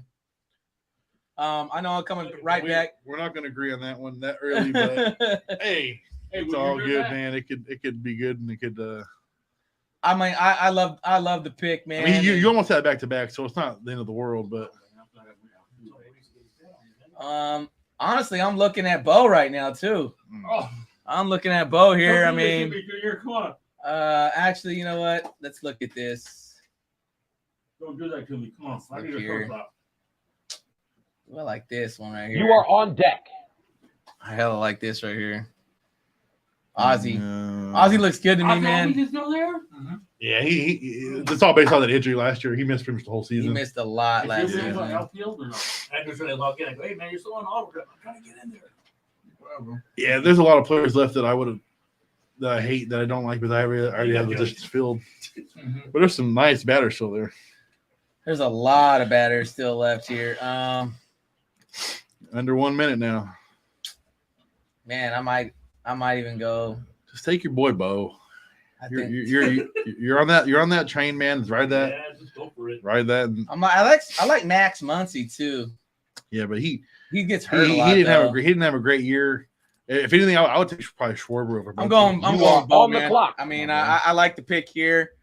He's my utility guy right now. So, you're this one right here. Do it for me. I don't know. Right, I can't. It's hard to cross. Yeah, Where do it's you hard. want to look? Go to let's check out some overall batters. So I might have got another batter, man. Let's knock it out of the park here. These are all just showing all outfielders. This is by points. Yeah. I mean, you can go outfielder. No, just give me a batter overall. So, Batter overall quick, which I'm probably not gonna take a batter, but if there's one there, I'm eyeballing down a little bit. Keep going. I like that guy a lot. Rizzo. I like Olsen. Olsen. That's a good one. I'm thinking about it. Let me see it. Click on my bad boy Matt Olsen real quick. Nah, take that away. is that My average? batting average scared me away. That average. All right, a go little- back up. Oh wait, go back down one more. All right, between you guys, right there. Ridley. Let me check Austin Riley. I had him last year. He killed it for me. Yeah, he actually did good. He Yeah, he had 38 jacks too. Yeah, but I'm go back to pitchers. Come on, man. You got 20 seconds. Yeah, we're good. You know me. Click on my good old friend Shane McClanahan.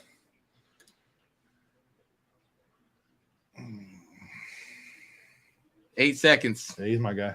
Got it. And that's how you pick.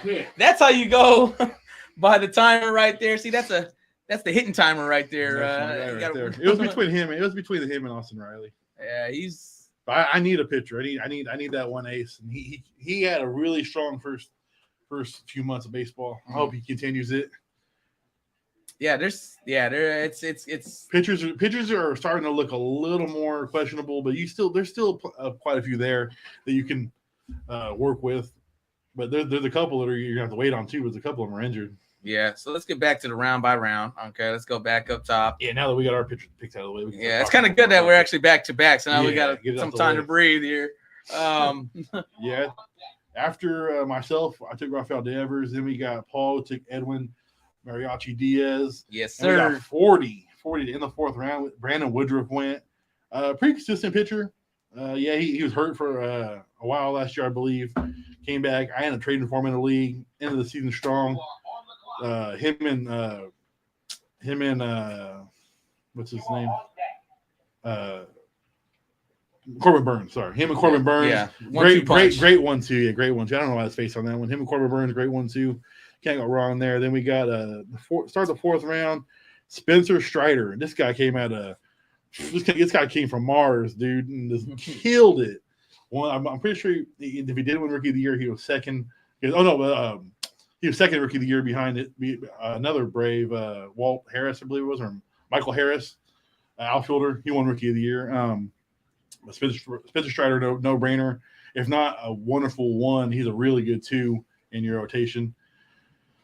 Then back to Paul over here. He took Bo Bichette. That was his guy. I felt like it was almost meant to be. As much as I was giving him this, the biz about it, I felt like he just took him just to take him almost. Then I took Out of spite, man, I think I just took Yeah, him for sure yeah. because I mean, look at his production. I know, yeah, he's off and on, but that's what hitters do. They go hot and cold. But when this guy's on fire, man, I'm telling you, this guy is hot. He's gonna be putting up those 40-point weeks, and it could possibly give me the win when I really need it. I believe that one. After Bo Bichette, I took Shane McClanahan. Obviously, he was a great Cy Young candidate for majority of the season. If he had a little more run support, he probably would have won more games. But the Devil Rays aren't that great, so or the Rays, whatever you call them now, the Rays aren't that Devil great. Rays, man. What Rays. year are we in? So. Jeez. The Rays. Devil Rays. Anyways, back to that. We got after him. Kraken took Christian Javier. That's one of those. He's he's like the number 3 pitcher out there, right? 2 or 3. Yeah, I don't. Who's Astros number 1 now? I don't even know what number 1 is. I thought it was Was it Bamber? Yeah, the Bamber. number 1 now? So Bamber. yeah, he's probably 2 or 3 now. Yeah. Probably 2. After that, Christian Aguirre, he's all right, I guess. I mean, I can't really say a lot about that. 45 championship champ took Max Fried. I would have took Max Fried in a heartbeat over Christian Javier. Then Austin Riley, depending on what you have before that, he went at 46. That's a great pick. And Batos took Bobby Witt at 47. I like Bobby Witt a lot. Young guy. Probably same caliber as Austin Riley. They both mashed the ball. Batting averages need to go up a little bit, but I mean they'll be surefire players for the next few years minimum. Then we got 48 when the Furies took Kevin Gausman. That's not a great pick in my opinion. He's a middle of the pack kind of like pitcher, man. He'll give you those good weeks, but it's more of like you have to play the matchups with him. Yeah, you can't just set him in there and just leave him there and expect you to get him 20. Expect you to give him 20 points. He left San Francisco and everybody thought he was going to just keep it going, and he didn't keep it going. Now he's like a 15 to 20 guy at best, in my opinion, most weeks. Yeah, he get 15 to 20. It's like a 3 starter for me, 2-3 starter. Yeah, exactly. And then at 49, green and gold to Ryan Presley, the second closer off the board. Astros win a lot of games. I guess you can go. I'm not big on closers this early, but Ryan Presley as the Astros win a lot of games, like I said, so that's not a bad pick there, I guess. If you need that rock solid position set, because it's gonna be there every week, so every day, every week. Yeah. So it all depends on how many innings he's gonna get. And then 50, Brian Reynolds. This guy was in a lot of speculation about getting a contract. Pirates don't want to pay him. He wants money. He probably won't be a Pirate throughout the season. For most of the season, he'll probably get traded at some point. I'm not crazy on this early. That's in the 5th round, right? Yeah, in the 5th round. Yeah, just looking at it. Let's look at available since we're. Yeah, so Brian Reynolds, that's cool, but that really no. Let's look at top. So this is the top. I mean, there's still no catcher taken available or has been taken off. Yeah. Rizzo, the number 1 first baseman still. They got him ranked at number 5. Yeah, still. Rizzo, he blew up. Yeah, Rizzo had a good Max Mundt. Wonderful. Oh, there goes Rizzo right now. Green and gold. Okay. Right, Rizzo. So right on cue. So right after Brian Reynolds went, Robbie Ray went to start the 6th round. And then Robbie Rizzo. Ray, he was really slow for most of the season. He had a couple good ones here and there, but Robbie Ray, he wasn't really like he was when he won the Cy Young. I mean, it's a decent pick at 5th round. I probably took him 6th, 7th round maybe, but I don't get that chance. Then Anthony Rizzo, Mr. Monster over here, he came out of left field and tore the ball up for the Yankees. Anthony Rizzo, that's a pretty good pick for Rizzo. If he keeps it going, I mean, you can't really go wrong with that pick because he had a really good year. Paul had him last year, and I think a lot of leagues, and he crushed it, man. And he sat there for a long time, and nobody wanted time. him, so Paul took him in a lot of leagues, and it paid off. I mean, everybody thinks you're going to get the same old Anthony Rizzo, and he didn't. That guy just blew up out of nowhere, man. He just at 53. You're on in. Oh, you're up. I got a little while. Yeah. At 53, we got Luis Castillo. He had a comeback season. Luis Castillo, not bad pick by Furies. Luis Castillo went there at 53. He had a comeback year. Played a lot of good ball after he got traded. And at 54, Batos Locos took the first catcher off the board. We got G.H. You are on deck. Yeah. Oh, so this is where I was going right here too. I was looking at this. So when catchers, I don't know, catchers are weird, man. I feel like if you get a great catcher, that's gonna be great for the position. But the overall aspect of the catcher getting you points isn't that great overall in general. There's not really that many catchers. You think you can play them weekly? Catchers? No. On who's hot and just kind of roll with that with catchers? I mean, I'm going to draft the catcher regardless, but I know, but do you think you can go without just playing one week by week on how? No, you need one. Yeah, you need yourself a good one. But I mean, I would jump on that early because I mean, I feel like majority of them are on the decline or they don't put it. I mean, you got 50 seconds over here. Yeah, I'm looking. Let me take some more pictures. You got your boy Logan Webb right up there. Let me check out down right there. Up right there. Here? No, down right there. Yeah, he had a solid ERA last season. Yeah, go give me Dylan. All right. Yeah, I like Dylan C's there. After JT Realmuto went. We took True Blue took Corey Seager at 55. Corey Seager had a pretty solid year overall. What you expect from Corey Seager if you know baseball? 56. Ozzie Albies. That's My guy. That's one of those picks that could easily win you a championship that late in the draft. Ozzie Albies missed majority of the whole year, if not the whole year. Came back maybe to the end of the season. Didn't touch fantasy baseball though, and he could be one of those guys who could easily win you that late if he stays healthy. And then Kraken took Jordan Romano. Average. Jordan Romano, he had a great season for a closer. Third closer off the board for the Blue Jays. And then at 58, I took Dylan Cease. This guy came out of left field and played some great baseball. He turned into easily the White Sox #1. So I think my pitchers, I'm getting some quality pitchers this late in the draft. I got McClanahan at 1. I took Dylan Cease at 2. So I got 2 pitchers. Oh, you didn't take a picture yet? Clayton Kershaw. Oh, Jesus. You get him? Yes, sir. Yeah. Clayton Kershaw off the board, everybody. That was a sleeper right there. Oh man, I had to pull a trigger. I was like, finally. I mean, I needed a pitcher. Yeah. He's always been there, man. I mean, Even when you give up on him. yeah. I mean, the guy hangs around. He's there for you. And I'm probably gonna go Logan Webb right back to back. I mean, Too early on that one. I think I might go Logan Webb right back to back pitchers, and then Cortez, man. I mean, Cortez is nice. I I'm don't not trying to know. give you too much advice, but Cortez had a really good Yeah, year. don't give me too much advice, man. I mean, I this for everybody listening and watching. I'm a big Nestor Cortez fan. He played really good baseball till he got hurt. man, if you look at it, man, I'm trying to find these third basemen are just garbage right now. That's it. Just looking at it right now, it just kind of like sucks. I'm not gonna find anything that low. And going back to, I already got a shortstop, outfielder. Same thing with outfield, man. It's just actually I like Mullins. Yeah. He came on late. He's one of those guys who's the middle of the pack for me. Cedric Mullins, Yeah, he came center in, fielder for the he came on late. Orioles. Oh man, I should go the old bread and butter here. You're looking way down there, man. What Look are at you that. doing? Shit, late. You got a minute left. Look at that You bread are and butter on right deck. there, man. I'm not even on yet. Are you not? Now I am. Oh, I thought you were I'm on the clock Who now. got you? Oh, so after Paul took Kershaw, I didn't even see Kyle Schwarber win at 60. The boy of the summer.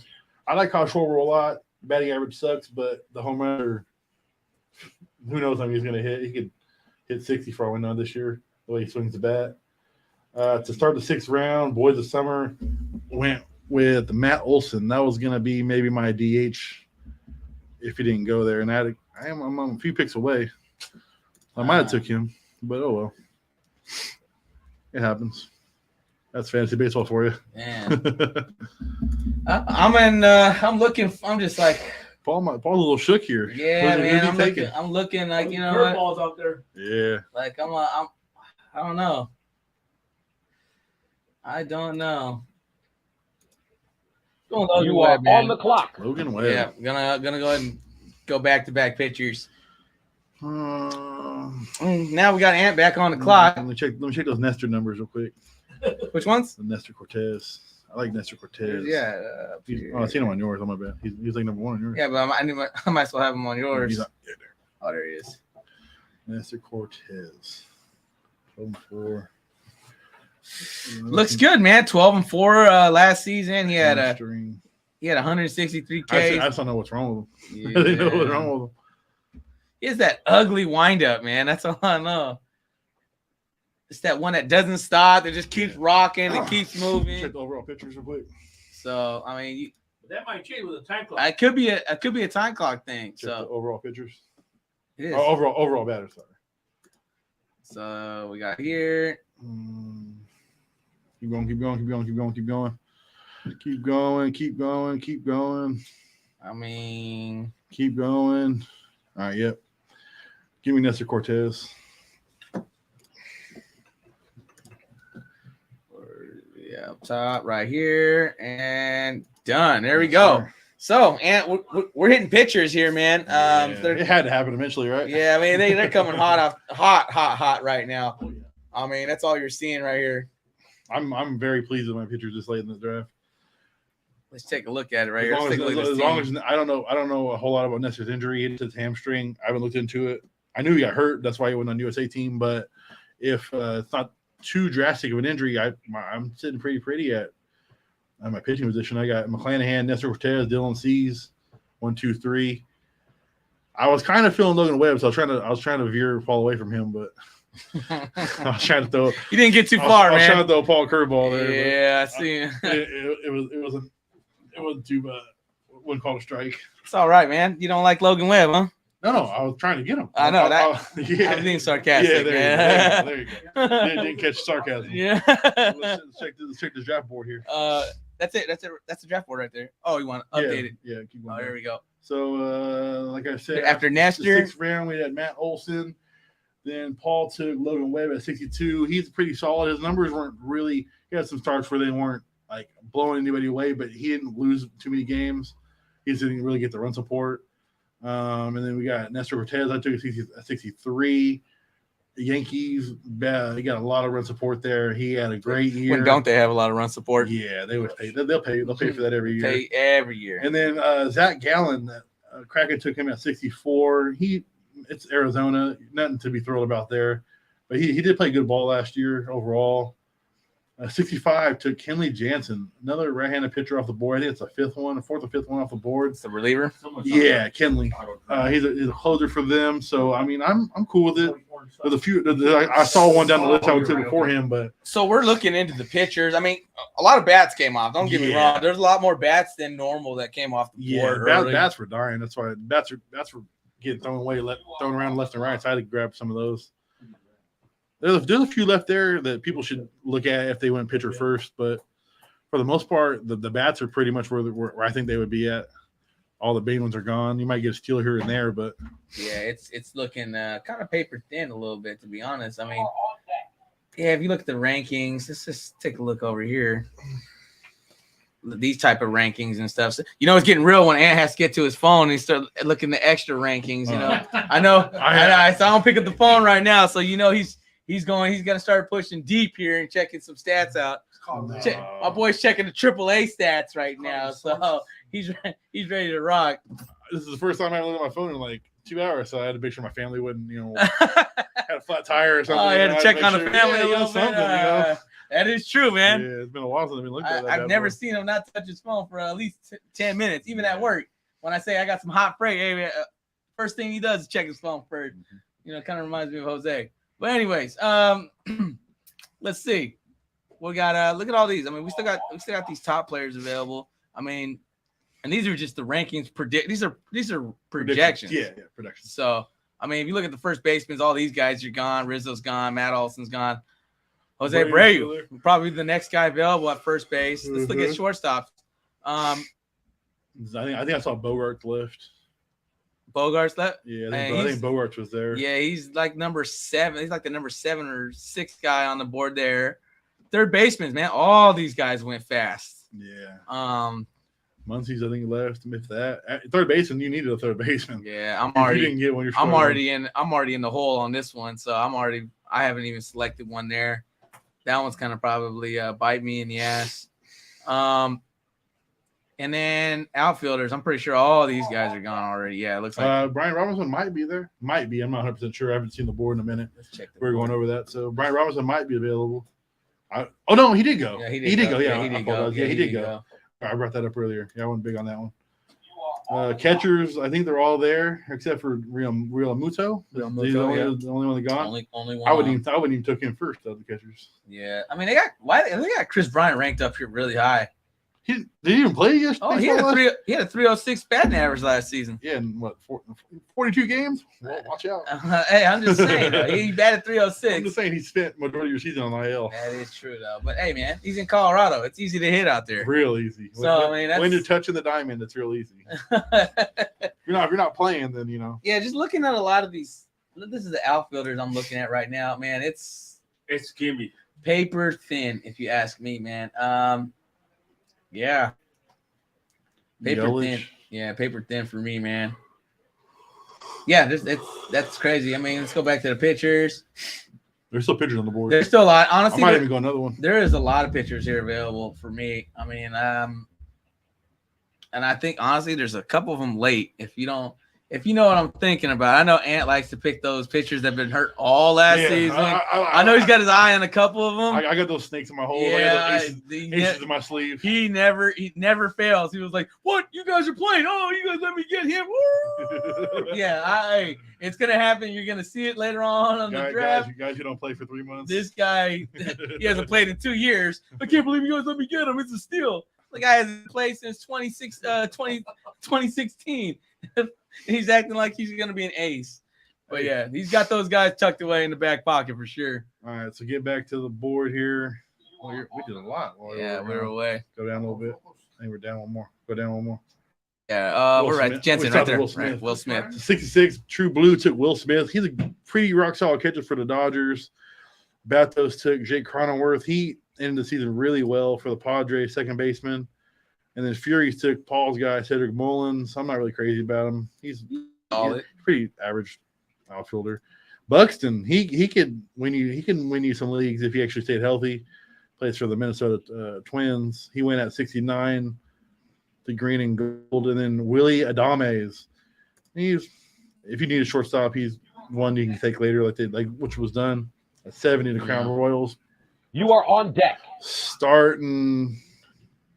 I'm on deck.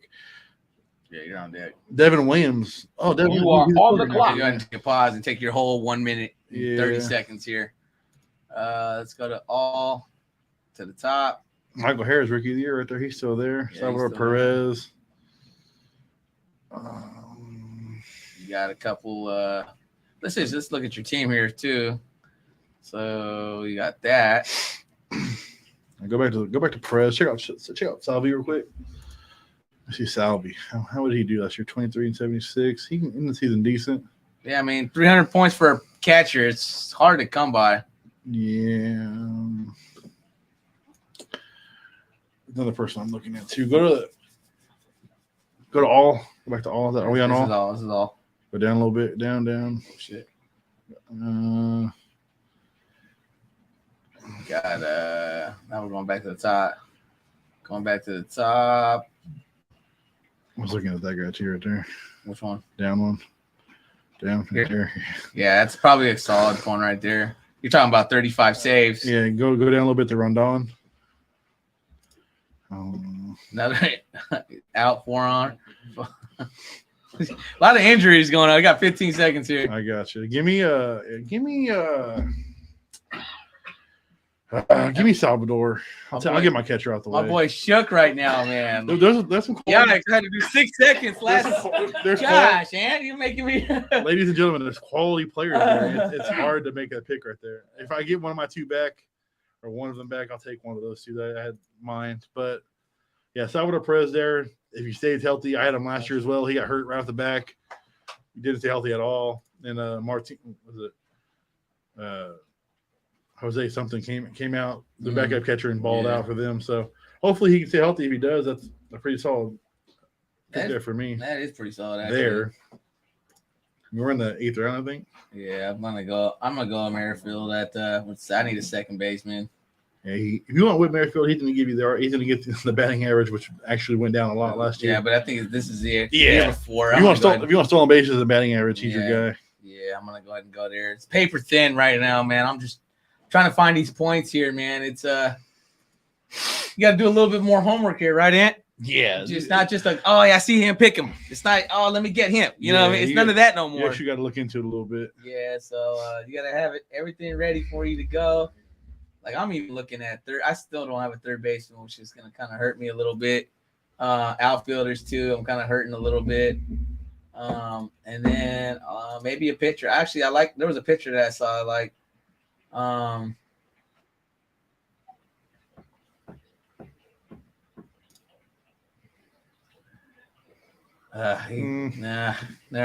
He had a good year. You should probably maybe try to cash in on third baseman. Yeah. Well, who's left? Yeah, there's nothing. Looking at let's take your boy. He's there. Chapman? No, Muncy. Yeah, Muncy's your. Look at that average. Look, yikes. He plays multiple positions, doesn't he? Yeah. Second, third. Yeah. You take him every year, dude. I do take him every year. He takes him every year. I mean, it's not. I mean, You are on the clock. All right, man. Since you tell me, damn. I'm sorry. I pulled your arm into that. This guy knows me too well, man. Um, When he said your boy, I take him every year. The reason I'm why on the clock here. Give me the power's there, guys. Let me see some pictures real quick. I need another picture. The power is outfielder pictures. All right. Let's check out some pictures, ladies and gentlemen. We got Blake Snell, Uruguay, Merrill Kelly, Tony Gonsolin. He had a great year, but I don't know how long is he out for. Tony Gonsolin. Check out Tony Gonsolin. How long is he out for? Yeah, you always picking up these hurt. Damn, May. Damn, It's a whole month. Yeah, I'm good on that. I'm good. May, that's a long time for Tony Gonsolin. All right, go back up. Then I'm going to go and take Carlos Rodon. Back-to-back Yankees. I'm going to take Yankees right there. Damn, and you got an outfielder too? 100%? Yes? 100% Carlos Rodon. All right, there it is. All right, let's get back to these There's rounds. a new look Carlos Rodon. You see that mustache? Yeah. That thing looks ugly, man. Let's go down a little bit. How far are we down? How far are we back? Let's see how far are we. We stopped at. Keep going. We stopped at Chris Bryant? We stopped at Devin Williams. So at 71, Devin Williams off the board, closer for the Brewers. 72, Emmanuel Clace went. Man, he was solid last He year. was I really had him nice. last season. The dude is. I mean, I don't. The Cleveland kind of sucked last year in the beginning. Yeah, some of the playoffs. So Yeah. at the end of the season, they were nice. Yeah, and the way they ended it. Yeah. Jazz Chisholm, young guy, he went at 73 to Furies. There's a lot to improve there with him. As long as he stays healthy, he could be a surefire player. Batos took Chris Bryant at 74. That's the hit or miss one right there, depending on what happens. I mean, He batted 301. yeah, for 41 games. Man, 41 games. The guy has a 300 batting average, man. I guess. Anyway, Tristan McKenzie, that's a really good pick by True Blue. But Tristan McKenzie went at 75 to Indians. He was a really good pick to end the season. Mm-hmm. Tommy Edman, he came on really strong and then fizzled a little bit. He went 76 to championship. Tommy Edman, and then 77. Tescar Hernandez, he's been traded like 3 times. Man, he is just all over the place. Yeah, this He guy went can't. 77. It's like changing underwear with that guy, man. Yeah, I'm like, dude, that goes on every team. He's in Seattle now. Now 78, I took Salvador Perez, arguably the best catcher in baseball. Arguably, you can go Stop it, there and man. there. 79. We took Whit Merrifield. He's in Toronto now. Wow, I forgot about that. Yeah. I almost said back-to-back Rays or Royals, but we didn't. So it might be honestly that might be. I didn't even know. I thought it was in Kansas City. Yeah. I had to check that. But him being in Toronto, that's a hitter's ballpark. Yeah. So that actually might plan Big- out for me. Big difference. And then Randy Arizona went to the boy of the summer at 80 in the 8th round. He's the outfielder for the Rays. He's a bopper. Yeah. 81. Wow. Look at that pick. Jeez. Xander Bogaerts. What a steal. Yeah, that is pretty nuts for him to Jeez. go there that low. He used to be a top 20 player, I think. Top 20, yeah. And Muncie, you took him at 82. Yeah, and twisted my arm on that one. I had to take him. Then I took Rondon. He's an ace that late. I can't turn that down as long as you don't hurt, I guess. I didn't even know he was hurt. Then Ryan Heasley, he went 84. Is that the reliever? Yeah. Adley Rutschman, he was the catcher I was looking at. I'm happy I took mine. He's actually turned it on late because he was one of those early guys. I'm happy I took mine because I was hoping he would fall if I didn't, and he didn't fall. So I'm happy I took my catcher. Josh Hader, that was my other pick. I would have took over Salvador. He's gone, so it didn't make a difference. He went at 86. 87, we took Blake Snell. That's a gross pick, in my opinion. He's who Batos. That's not a good pick. Actually, he's in the house. He's right behind us. Oh, bummer. Back home. You're gonna have a bounce back. Rise Hoskins to the Furies. That's a interesting pick. Sacktown guy, Sac State cat. Hits the ball pretty well out of the park, but the batting average can go up a little bit. Not a bad pick, I guess. There, yeah, that's not bad. Yeah, and then 89. Santalar, I get my kill that name. Anthony Santander. He had a decent year. I had him in a few leagues. I had him in a category league. Was he a rookie last year? I'm not 100% sure. I don't remember seeing that name last year. He might be. Yeah, it might have been. He had a pretty solid year overall. Michael Harris, rookie of the year. Yeah, for the Braves. Can't go wrong with that, I guess. In the 9th, yeah, it's pretty solid. Kyle Wright, there you go. That's another great one. 91 to start the 9th round by Crown Royals. Chris Bassett. Former A, if you want to bring up the A's, which is rare, went to green and gold. Can you watch your mouth? We're on YouTube, my boy. Don't you ever talk about my A's like At that. 92, we went Talk to about my A's like that, Dream man. I'll Gold, take Chris you out to the Bassett. woodshed right now. And then 93, we got the Furies who took Miles Mikolas. He had a pretty good year, not bad. It wasn't nothing blowing anybody away. We had a pretty good year overall. Started for the It's Cardinals. going fast, 94, we had Christian Yelich. The old MVP. Pretty bad story. I traded Christian. I traded last year. I needed an outfielder. So I needed a starter. I'd take a lot of starters. I traded Justin Verlander for Christian Yelich last year. Yeah. That's a pretty bad trade in my book. Man, how you feeling, Ant? You need something to wet the old whistle there? I know you've been keeping up. We need a beer, my guy. I could use a beverage. But after Christian Yelich, this guy's doing a great job, man. Hey, yeah, keep it up, man. Ah, man. You are on deck. That is a 94. We got. You are on the clock. First of all, Ant, before we go. Oh, okay, we'll stop that for a second. I'll take one of these. Just go ahead and stop. We'll get Ant's pick in here live. Scroll down a little bit. Pictures? Yeah. Let's see what's there. Now it's on my group seat. What are you talking about? Where I took him, right? Right now? You look on your team. You are on the clock. Nothing. Go to All? go to right-hand pitchers. Relievers? Yeah. Right here. You got 34 saves. You got I don't know about if he's gonna be the 100% starter. Yeah, I'll wait on that one. I'll scroll up. Going back to pitchers. Go to batters. You go to batters. All right. Keep going. Go. Catcher, second. That's everything in this. All right, go to outfielders. I have no choices. I'm gonna take a risk right here. This is my round, or take my risk. Oh, keep going. Boy's going for the risk. Keep going. Yikes, we're going way down there. Don't do it, no. Do it. No, okay. Do it. 40 seconds. Is he already gone? Who are you looking for? Looking for Bryce Harper. Oh, I got to type that one in, I think. Bryce Harper already gone? No. He's out for a while. He's out. He's out for a while. He's probably in there somewhere. He's hurt for a while.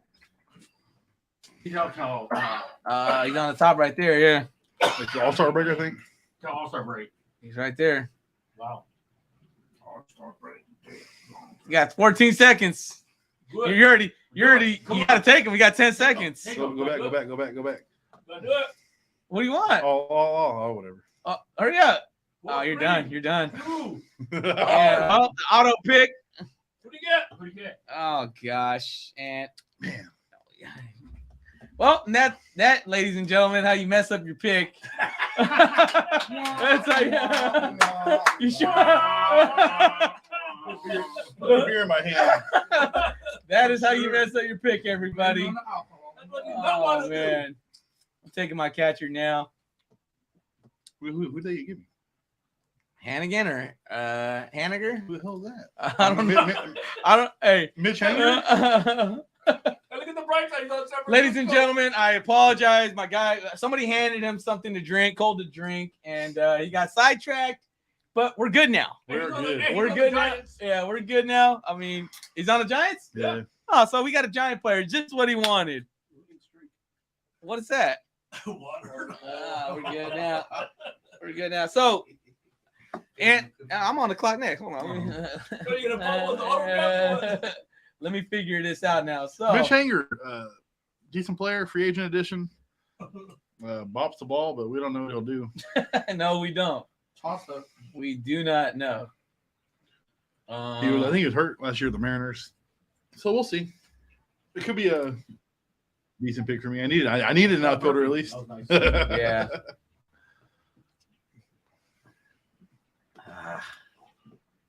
I'm gonna go. I'm gonna go Old Faithful here.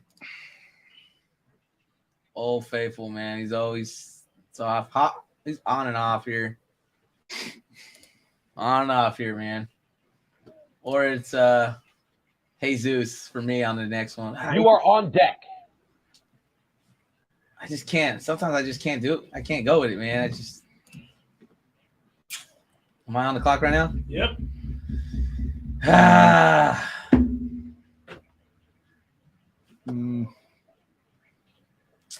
think I'm going here. It's just he always gets rocked once in a while. He was out for a while too. Yeah, he was out. He always gets hurt. my eyes, and it's just. Let me check the outfielders. Hopefully I don't pull an ant here, ladies and gentlemen. I gotta jump on it. give me another bat. You are on the clock. Now. We're gonna go back to back. Click on Holmes. Holmes? Yeah. Clay Holmes? Clay Holmes. He's looking at a reliever right now. Let's see what he did last season. He had 20 saves. Let's see. It doesn't affect. Let's go news here. Expected to close most games. Go to RPs. Do we need 1 or 2 RPs in this game? You need 2. 2. Yeah. Who you want? Want to go to just check them all out? All right. Yeah, I think that's what I'm going to go with. He's pretty nice. Yeah, give me Clay Holmes. Clay Holmes. Awesome. Hey, are you drafting everybody off the Yankees, man? Come on, man. This guy, hey, I guess, hey, if there's any Yankee available, just take him, man. I mean, I might as well. This guy's got every Yankee almost, man. Look at this guy. Check the board. He's a Giants fan. I know, he's a Giants fan. Look at all these Yankees. I took Hangier. Look at all these Yankees he's got on his team. Jeez. Hey, the day they get rained out, you're going to be hosed, my boy. I'm going to tell you that right now. They get rained out, my boy Ant is in trouble. let's get back to it. Where do we leave off here?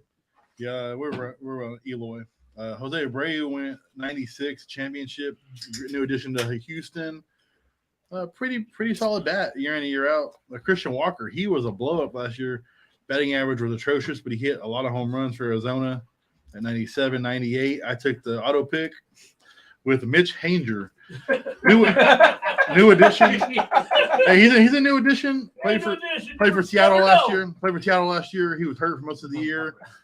Year before he had, I'm pretty sure he had around 40 home runs. So I mean, we'll see what happens.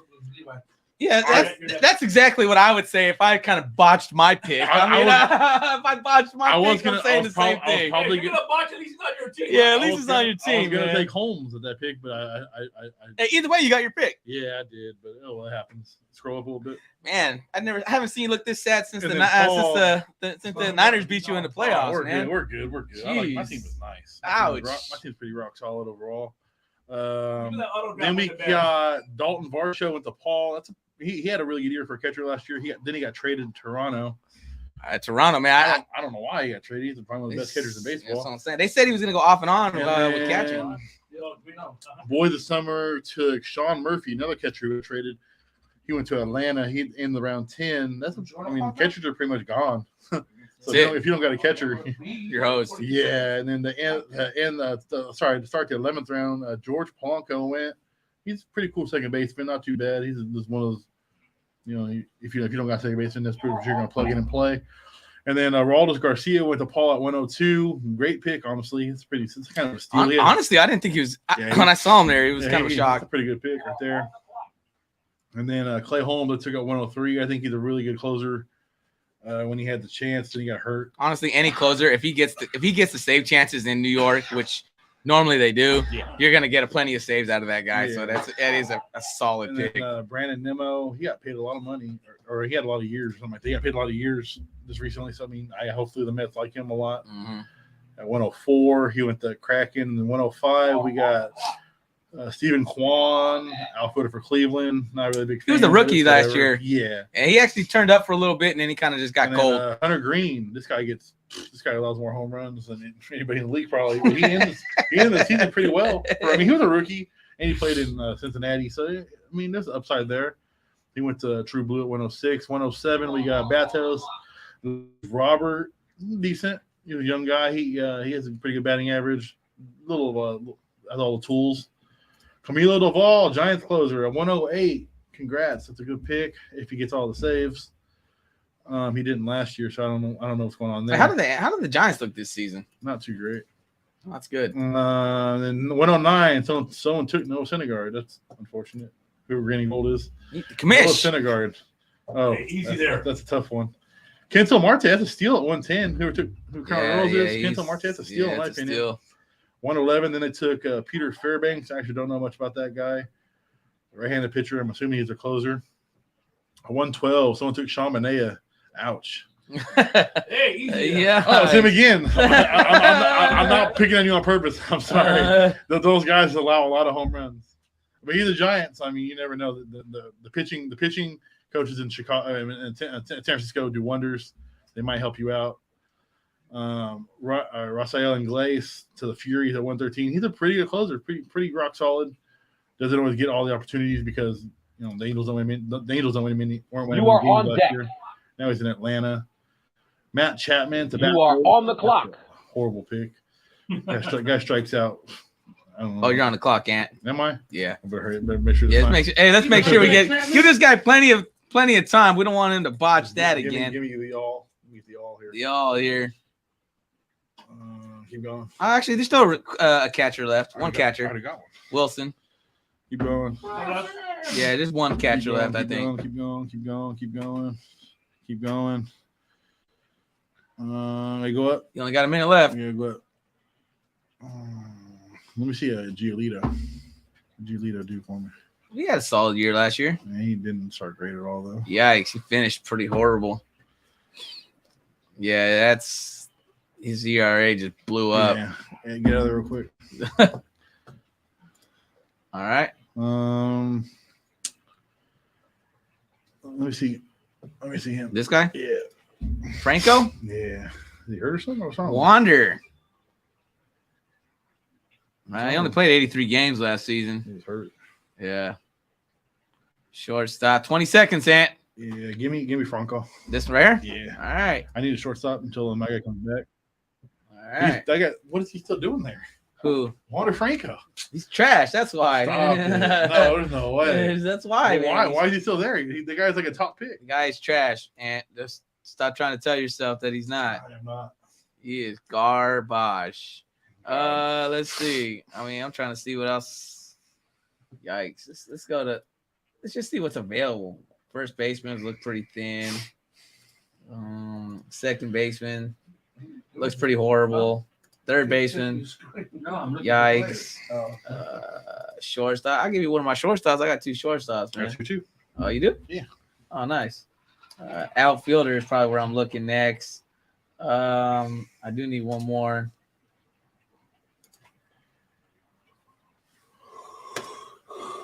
Go ahead and give me a Yankee, my boy. I'm gonna take him. Go ahead and give me a my next Yankee. Yankee. Oh, go ahead and give me Giancarlo Stanton, man. What's he still doing there? Got a lot of pop in the outfield here, man. Check the overall board. Overall board. Let's Oh, see. you're up. Oh yeah, I'm up right now. I'll do that we'll do after my your pick. Make we'll it do. easier. And I gotta go back to pitching here, man. Luzardo's still there. I know. I might have to just take him now. I just don't like it, man. It just stats and then you go with the other option. They're both still there. Look at his ERA. I mean, he just came into the league okay, and then I'm gonna go with Old Faithful. He has his good days and his bad days. I don't know. How is this guy still pitching though? Wait, right? 17 years in the league. 41 years old. Wait. Yeah. Yeah, I know, man. I don't know how this guy's still pitching, man. Yeah, but he put the numbers up. He still gets you some solid numbers. And he still eats a lot of innings. I don't know what it is. Like, you know what it is? His pitch count just keeps it low. Yeah. But when he gets blown up, man, this guy gets blown up. Yeah. But I'm gonna take You are on deck. now. Yep. You are on the clock. To Ant. Let me see my team. You're right there. My team looking like? Your team is right here. You need a second baseman still, huh? And the outfielder. Let's check out the second baseman first. I'm good there. There's plenty left. Outfield. Jock Peterson. No, keep going. Got Jock. Yikes. Oh, I see one of my outfielders I might be going after. I see Benedetti. Hunter Renfro's out there still, too. Benedetti and Blackman. Those are decent ones. I got 45 seconds. But take my pick. I was going to take a while back. Give me Bryce Harper. All right, let's do it. We got to go back here. I'll wait on him. Let's see. All right. Ant's going to the old DL here. And there it is. Bryce Harper taken. That's the ace in the hole, man. The ace in the hole right there. I think I can. Already on the reserve. Already on the injured reserve.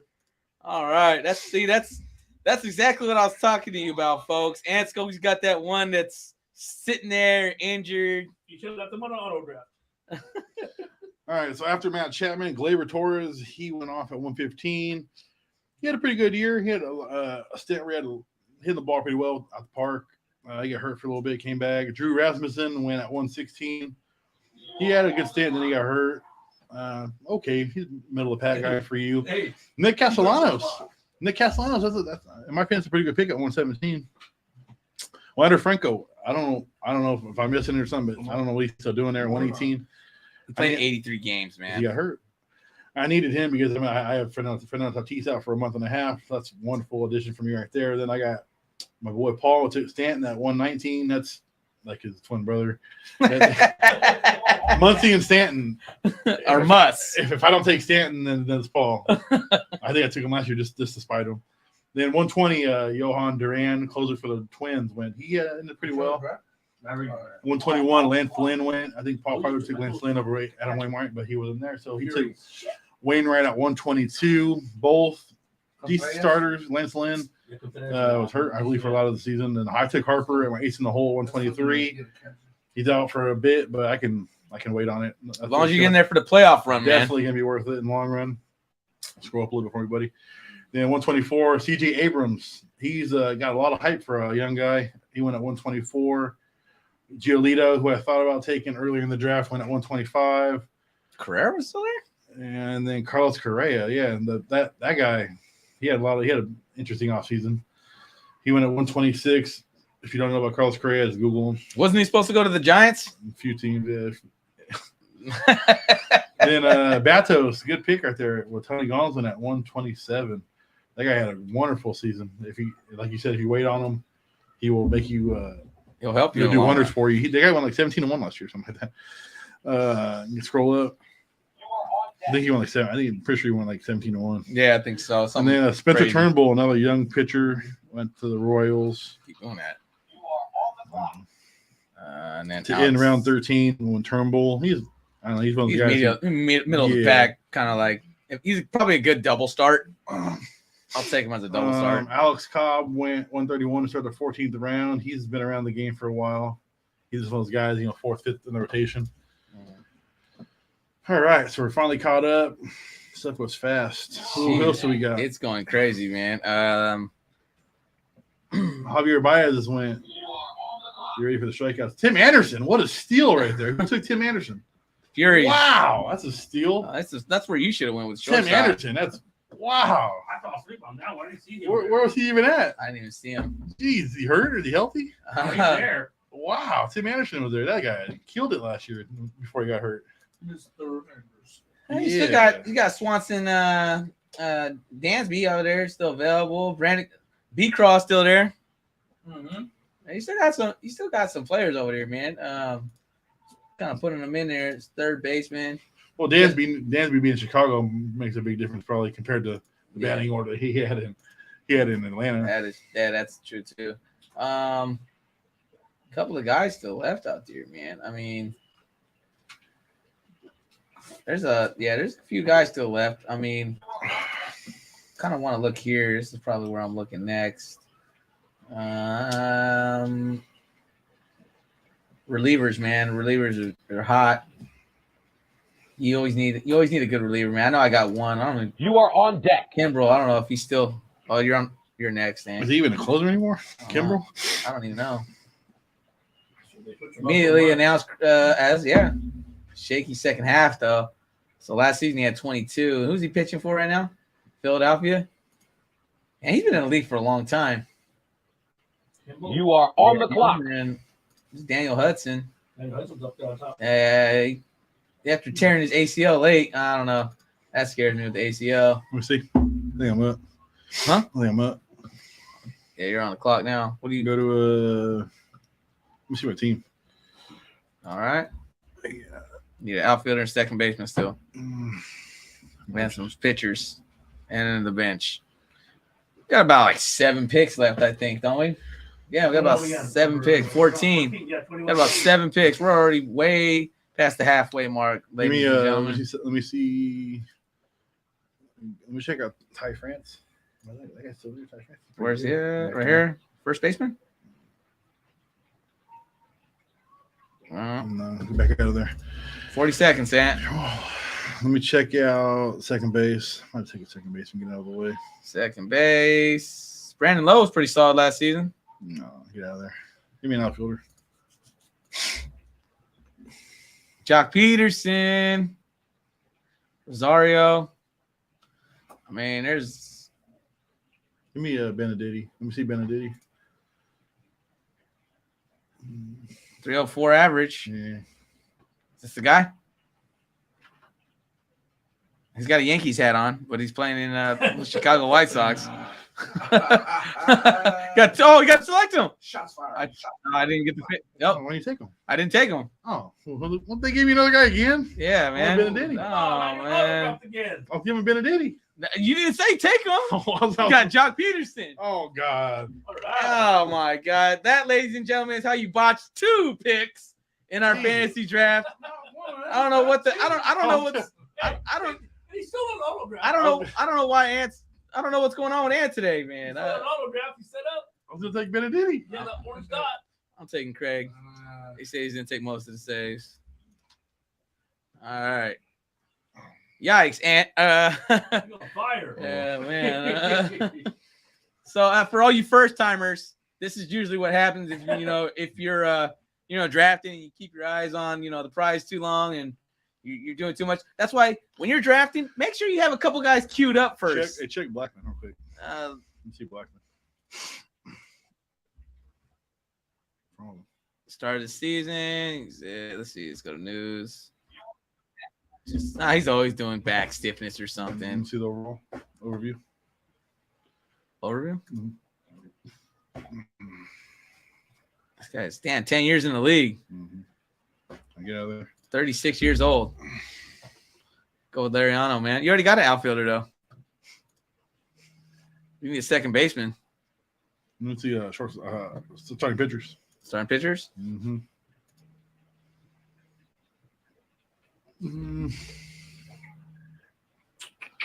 I don't know who's buzzing, not me. Yeah, I'm up next, though. Hold on, man. It's not me. It's not me. Let's see. What do I need? I need pitching. You are on deck. Some more pitching. Yikes. Let's go to the pitchers. On the clock. Let's go to pitchers here.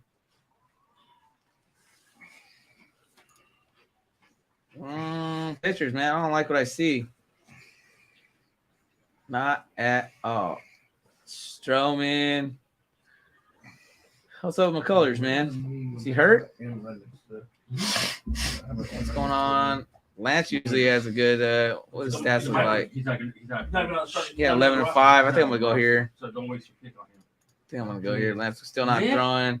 Has yet to resume throwing. It's separated right forearm while throwing, and a bowl quickly ruled out the right-hander. Yeah, you better. You gotta go catch it right now. Man, I don't know, man. This guy's solid when he's healthy.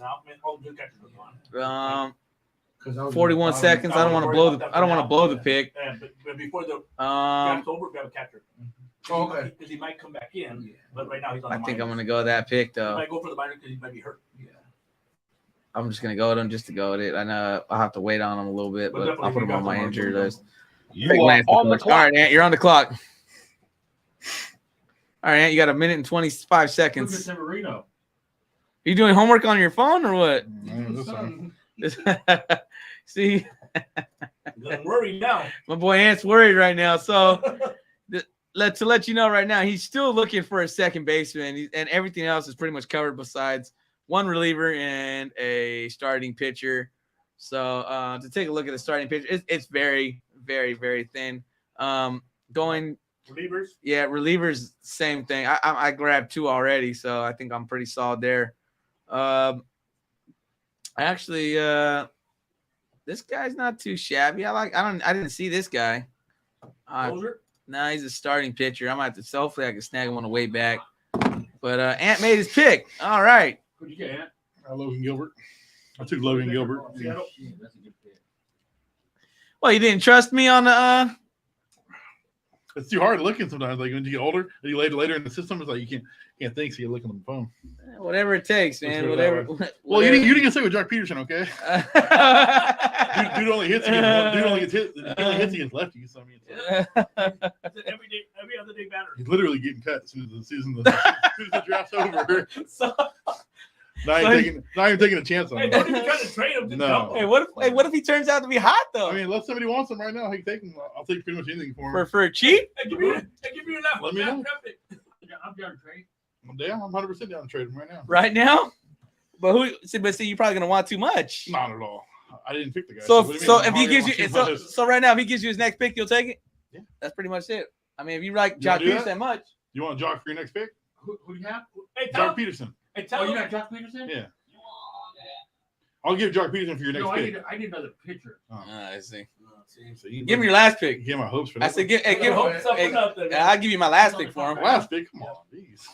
My last. I mean, hey, if you don't want him, I mean, you're getting Jock Peterson. I can't believe he's still there. I'm going to take him. When did it take Jock? 14th round. yeah, Jeez. 14th round. No, he's there. Who? Already. Who? Cruz O'Neal. Who? Cruz O'Neal? No, who that is. Oh, Neil- you're talking about the guy. The outfielder for St. Louis? No, I don't know. He's trying to grab him. He ain't nothing's happening though. I'm trying to find him. They don't have time here. Yeah. On my key tape.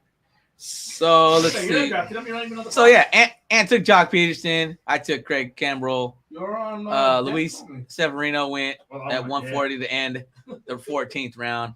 Starting at the 14th, the 15th round. Charlie Morton, actually, it's a pretty solid pick. Charlie Morton going to Atlanta. I like that pick a lot. And then coming back around, I took Lance McCullers. Houston, he's hurt, yeah, but I'm willing to wait a little bit on him because, the pitching, once he becomes healthy, man, he's going to be a plug-in play, man. The guy knows how to win. He knows how to pitch. Logan Gilbert went with number 143.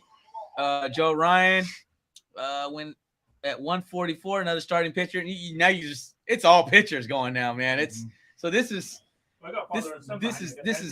just how it rolls now, man. Everybody you need 5 each. Everybody needs 5 pitchers anyways. You figured this time was going to come. At least, yeah. So If not, you don't really have too many bats on the bench. yeah, honestly, I really don't stick with any. If I do stick with a bat on the bench, it's got to be a really solid one. It's got to be a solid guy that's going to be like damn near a starter. He's damn near a starter if anything, or he's just hurt and you're just holding on to him. Yeah, if you got somebody that's on the DL, then you have to go to the bat. You keep him on the bench. Exactly. Carroll Corbin went outfielder at 145.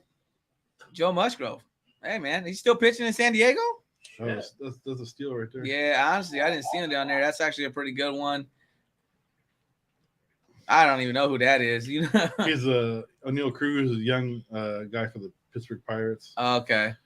Yeah, I'd never even heard of him. Yeah, he had a lot of power. He's got power? Mm-hmm. Yeah. What is he? Shortstop? Mm-hmm. Okay, I see he didn't make the top. He's got to be one of those upcoming players. That's He fulfilled your need. Basically. yeah. If he feels the need, then yeah, why not? All right. Well, man, how you feel right now with your team? Overall, not too bad. Let's just go ahead and talk about your team a little bit. Auto draft, why not? Let's talk about your auto draft specials. The second auto draft was pretty unfortunate, but I still got my guy. Let's talk about your team a little bit. Perez at catcher. Yes. You got Pete Alonso at first. Devers at third. Tatis, yeah, he's gonna ride the pine a little bit because it's a suspension. You got Jock Peterson in the outfield. Both your auto picks were outfielders, and they both play for the Giants. Yeah. What a dorkosaurus! It's unfortunate. Matter of fact, ladies and gentlemen, let's talk about my team. All right, let's go here to let me show you how not to auto draft here. All right, we'll start out. First of all, let's talk about the outfielders. I like the outfielders. I like Garcia, Acuna, and who's my Stanton. Like Ant says, I don't know why, but I'll end up drafting Stanton just because of the power, man. I know he gets hurt a lot, but the guy can rip you 30 easy. I mean, I'm talking about easy. So that's the whole reason behind statting. It's a plug and play with just the home run power. I'm a little worried about my pitching, but with pitching, what I do is once the season starts, you're gonna find those double start pitchers, and then I'm just gonna kind of go and fall into it because there's gonna be the 1 or 2 starters that I have, and then everybody else is kind of a flex for me, and I kind of fall into the double start pitchers and make sure I have guys that are gonna start 2 times in the week and then hopefully give you like 30 points within those 2 starts. If they're better than that, maybe they get you close to 50 points. So that's the whole thing.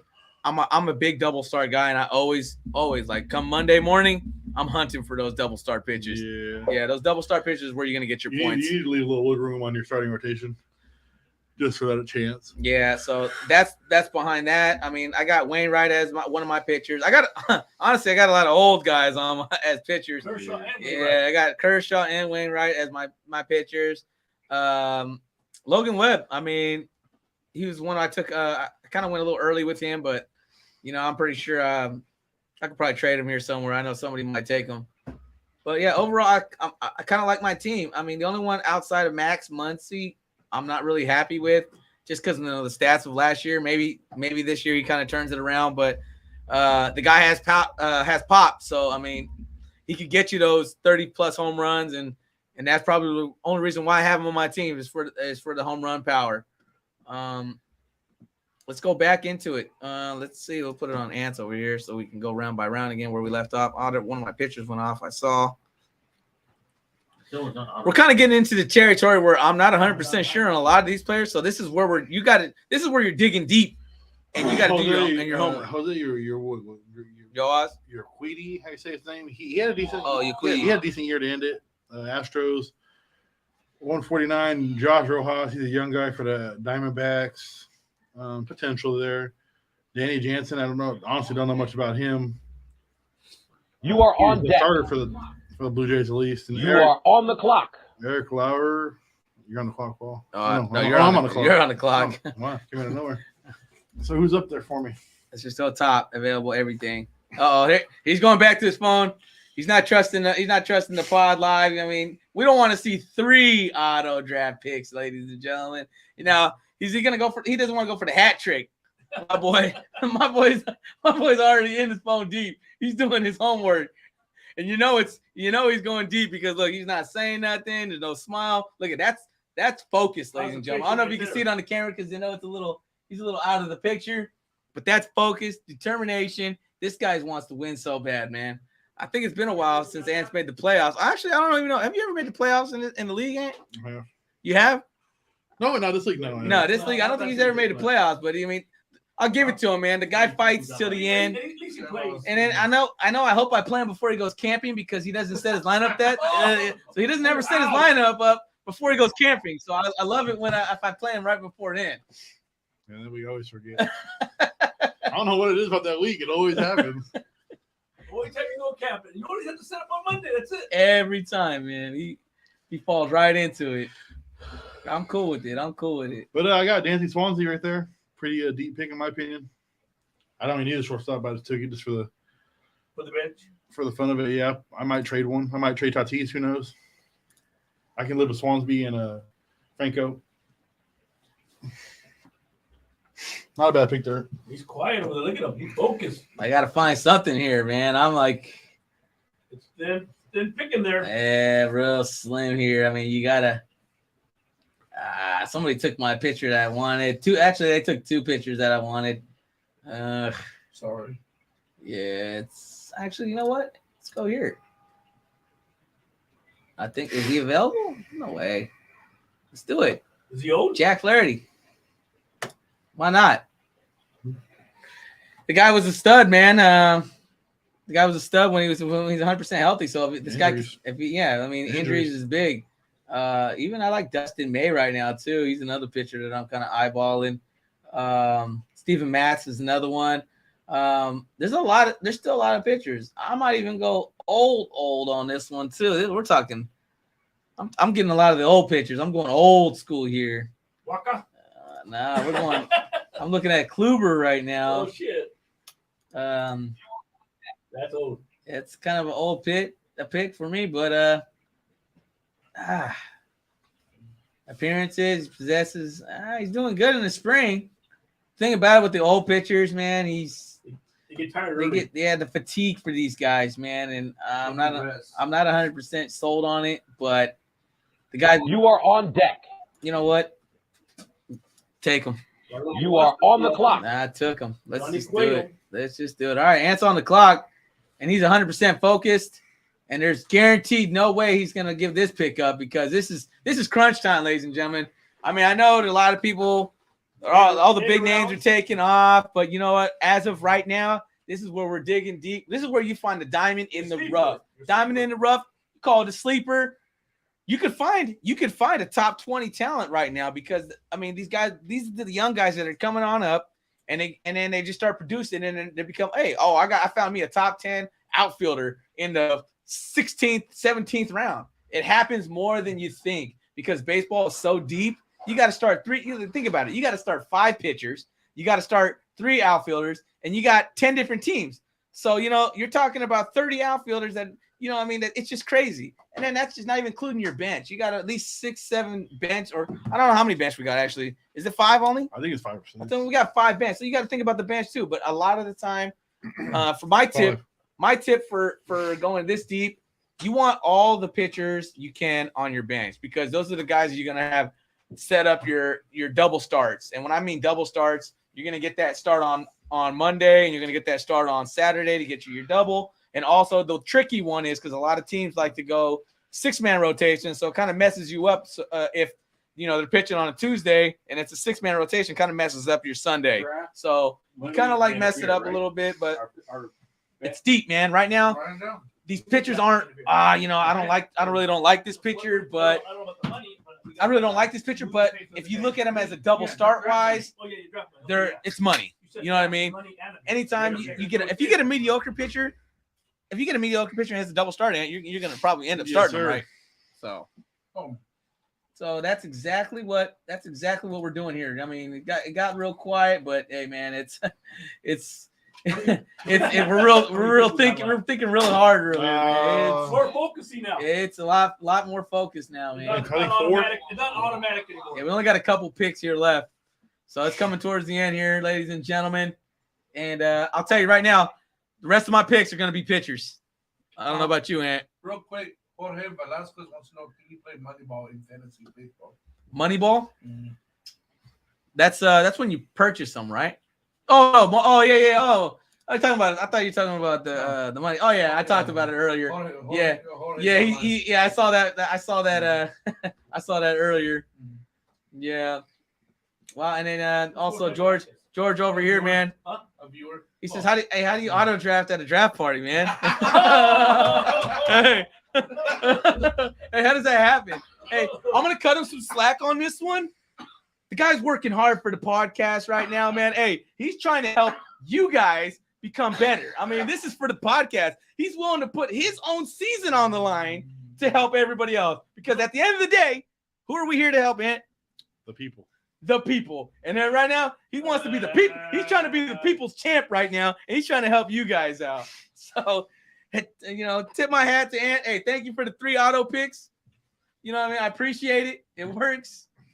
Oh, man, what a comment. Thank you for throwing that one out there. Liven up the crowd a little bit. And there you go. See, look what you did. Now you got him back in the zone. Look at this guy. Oh, man.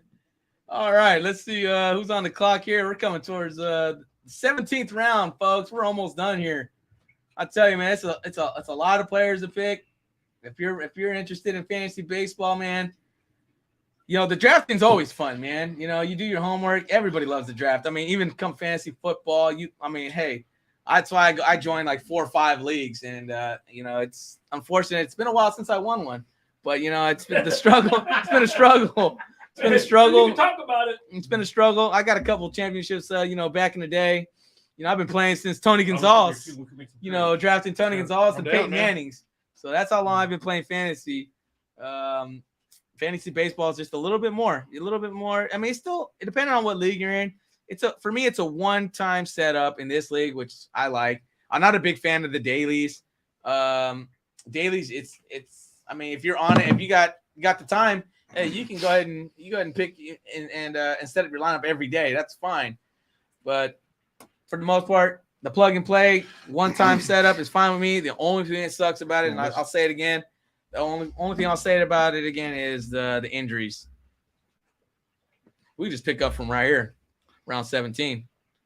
You were the last one to select, huh? Let's go a little more. A little more. Let's Let's go to the round. I can like quick. All right. So we got round 17. Summer took Eduardo Rodriguez. This guy's been hurt a lot, but he can be a decent starter if he stays healthy. Corey Kluber went to Paul at 162. He's old. If he plays, he'll be like a middle of the pack guy. I think Martin Perez. He had a really good year last year for the Rangers at 163. Crack took Alex Verdugo at 164. He's one of those prospects that never really blew up. Jeffrey Springs, he's a young guy. Just pretty well. He got hurt at the end of the season, but he was playing some decent ball. 165. 166, we did Luis Garcia. He's an Astro, so you never know. He could, just on run support alone, he could win some games. 167, Garrett Whitlock went. I don't know a lot about the guy, but I think more like a waiver guy. Eugenio Suarez, he hits a lot of home runs at 168, but he's kind of a bench guy, in my opinion. Cal Quantrill, he had an okay year, I think, at 169. 170, Joey Bart. Woo. Is he old River Cat? Joey Bart went at 170. And man, that's reaching right there. Let's scroll up here a little bit for us. We got Trevor Williams went at 171, another right-handed pitcher, and then we got Yasmani Grandal at 172, and we are all caught up, folks. So, got about 4 rounds left. What do you think, Ant? I'm liking it so far. I mean, honestly, I mean, the first auto draft pick, I wasn't too I wasn't too worried about it. But the second one, Jock's not going to be on my team. He's not going to be on my team. I'm going to be honest. He's not going to make my squad. I'll hold on to him for a little bit, but it's not going to be a long-term play. I just know it. No, we didn't. Yeah, I mean, that's the way it is. It happens, man. Yeah. I mean, my team's nice overall. I'm not worried about that at all. Yeah, so hopefully we can get a belt for this year, for this league, man. Nice. I mean, Or a trophy. We're gonna talk about it. I feel like maybe trophy sounds good. I mean, this has been a league that's been going around. I mean, that way next year when I do this fantasy podcast, you guys are gonna see my fantasy trophy right here, just sitting right here. You know, right next to my TIYF fantasy football championship trophy. So I mean, it's gonna all be right here. You are on deck. Next season when I have it all set, when it's all said and done, I'll have all my hardware behind me. You know, my MVP trophies and my little league trophies, my T-ball trophies, everything. All them trophies are gonna be behind me. Over the screen. So the screen. Oh, the screen. Oh, that's because I already fixed it. We should be good. And it's on the clock. Let's check it out here. Go back to the old trusty. the old cell phone, man. Yeah, man. This is the end, guys. Okay, I mean, let's see here. What do I got left over here? Last play. Oh yeah, we don't have. I don't think we have anything for Lance Place like we do for Trey. What do you think? What do you think, Theo? I think this is just a calm, cool kind of a draft. I don't know. I mean, I think we're still in negotiations here. You are on the clock. Yet. I don't know, Ant. You think anything should happen to last place? I wouldn't mind it. I mean, it kind of makes the league a little spicy, a little more exciting. You know, if you lose, you lose. But if you lose and you have to do something, it makes a big difference to the league. I think it makes people try that much more, man. You wear something. You know, you stand on a corner somewhere. You go to dinner with a teddy bear. Who knows? You know what? I've heard of quite a few things. Whatever it may be. Whatever it may be, you know, it makes it a lot more fun. Yeah, to go to dinner with a teddy bear. I don't know about that one, man. Can I take a picture? Yeah, and take a picture. I'm not sure about that one. Mark Wahlberg might get mad. Oh, yeah, Ted. about last place, old please? Sonny Gray out there, huh? Sonny Gray still there? How about last place pays for Sonny Gray still out there. I might have to go with the old Sonny Gray. Another old timer, huh? Man, I'm just One of the classics. I just see it. It's And just Michael Waka still there too. Waka. I don't know. Or Wacha, that's what it is. Michael Waka? Oh man, I might pull an ant right here. I got 17 seconds. I would do Sonny Gray. Yeah, I'll go ahead and I would do I'll Sonny take Gray. Sonny Gray this Yeah. late. 3 more picks, everybody.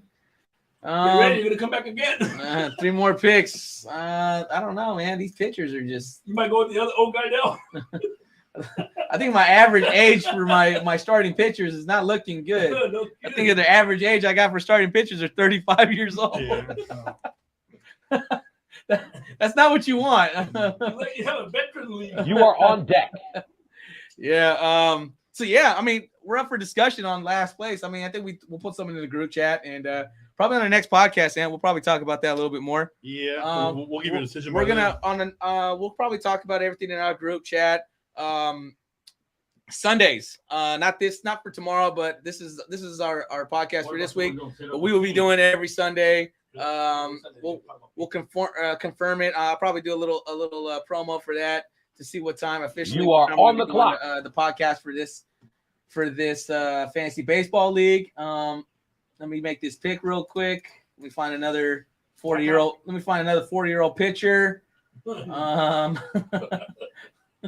Let's see here. You know what? I like. Man. Actually, I don't like anybody on here. Yikes! Oh man, this is ugly. Even the hitters are ugly. This is the late round. Oh man, give me Stroman. I mean, he's hot and cold, but I guess you just He still plays. you just got to go roll with the punches on that one. So yeah, getting back to it. The podcast, we're gonna be doing it on Sundays. We haven't officially made a time unless you kind of want to make it now. Yeah, what kind of time? I'm pretty open. I just have baseball practice really early in the morning for my son, but other than that, we should be pretty good. So we'll probably do like maybe a noonish podcast. We try to work for that. So that's probably what we're gonna work towards. Like I said, I'll send out a video, keep everybody updated. If you guys have any questions, go ahead and hit us up. Hit us up on Twitter or Instagram, TIYF at TIYF pod. Like I said, we're available most of the day. Me and this guy work together, so I'll be at the podium just answering questions, and I'm sure my boy Royster will be anytime, even if he's in the middle of work. He'll go ahead and stop in the middle of a trailer for you and help you out with any questions you need. Because this guy he'll probably be up on the waivers at that time, anyways, knowing this guy.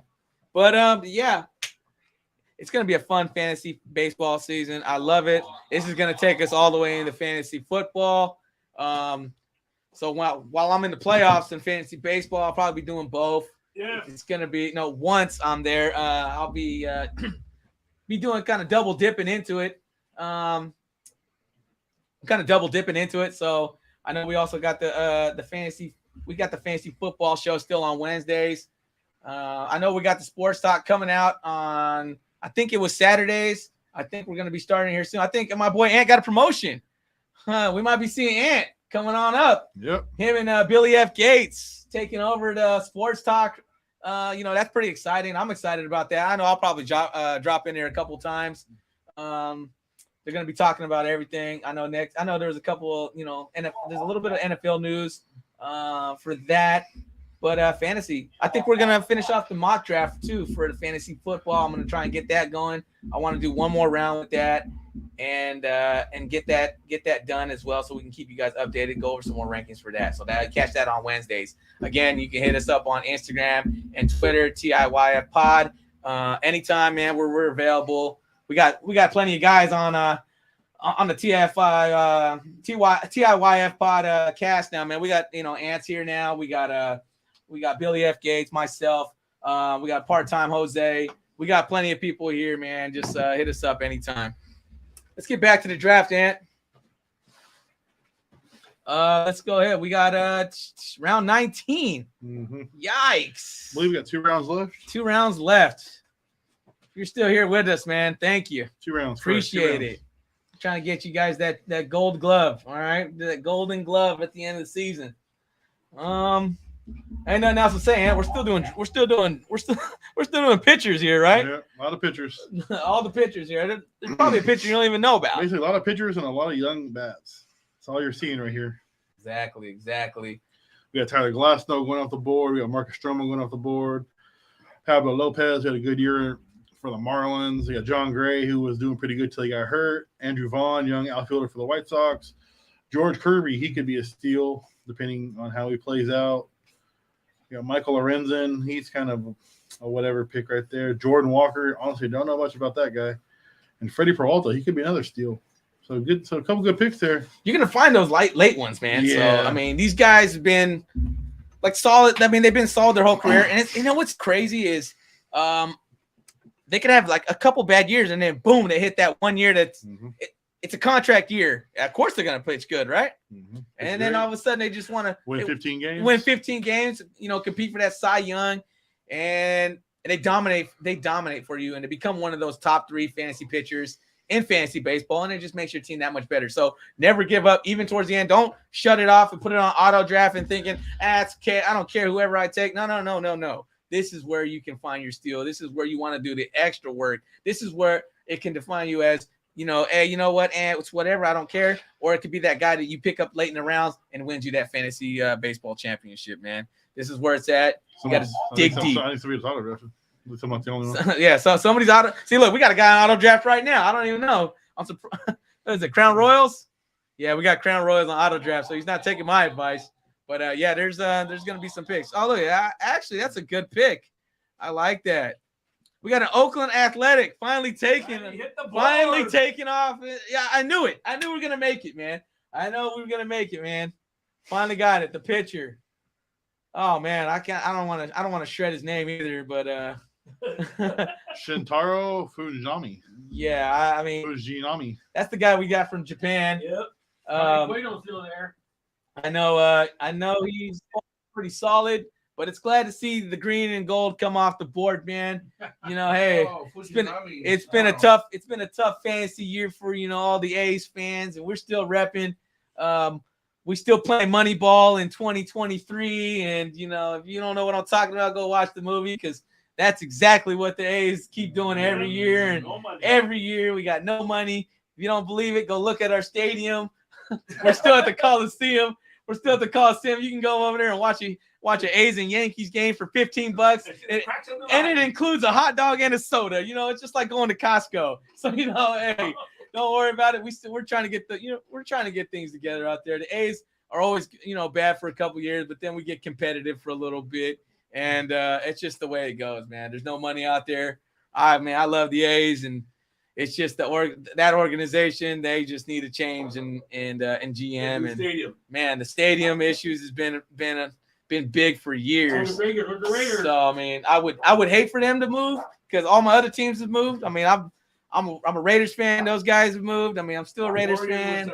Warriors went to San Francisco. Please, if anything, the baseball gods, give me the A's. Give me a nice stadium, a waterfront, something, man. You gotta keep something in the Bay for these guys, man. Yeah, man. I've been an A's fan my whole life, and it's been awesome. Oh, we got another auto draft guy here. Nice. You are on deck. Exactly what. Ant's up next. Let's go. We got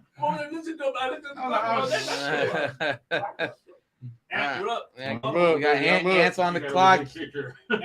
Andrew came back on too. Oh yes, see, that's what I'm saying. Everybody's been coming back, so they know. Maybe they had a bathroom break and they had to handle it. So I'm coming up to my last 2 picks here. I'm gonna probably select them back to back, and then I will be 100% done. Man, they still got Watcha out there, huh? Yeah, I seen that. Yeah, they got Watcha out there. A lot of Josh Bell. Josh Bell, he's more of a power hitter, but he kind of dipped last year. Colton Wong. So these are honestly what's available is a lot of streaky players. They're gonna catch fire. and then they're gonna just kind of just go cold, man. That's what it is, and that's what's available. I might take Lariano. I might just take Lariano next with my next pick. I gotta have something green and gold, man. My team's never complete if it doesn't have anything green and gold on it, man. And I got me one. And it just doesn't feel right. I know Ant took 2 of his San Francisco Giants accidentally, but But you got him. but he You got are him. on the clock. Either way, he got him. So. Oh man. So Ant, you're on the clock right now? I want Brandon Drury. No, the city's on the clock. Oh, okay. I'm on the clock here. All right. Let's go ahead and go. Let's see here. Let me go ahead and I think I'm gonna take Lariano. There he is. He's had his off-season PED, all that stuff, but you know what? This guy can ball. When he's hot, he's hot. Give me the old green and gold Lariano. And he probably won't be in my starting lineup, but you know what? He's on the team. Kind of reminds me of the old Sacktown Raiders in fantasy family. You know, there's going to be one Raider that's selected off of that team. And, I had to stick with one of mine. Speaking of the old You are on deck. Sacktown. You guys on still? Yeah, we're still on here. We're almost done. Round 21. I got This is it, the this final is it. round. This is the final round. Last one up. Make it count. I'm probably going to go with a pitcher here. I think I'm going to go with Kyle Gibson. And there's weak in the back. I'm gonna go with Kyle Gibson. Oh man, his ERA is horrendous. Yikes! I don't like that pick at all. Quintana's available. I don't know. What's up, man? You don't have any words of wisdom to help me out? We're looking for a pitcher. Yeah. Pitchers. I was looking. Watch out. I can't take any more, but I was looking at. Watch out. That's what I'm looking at now.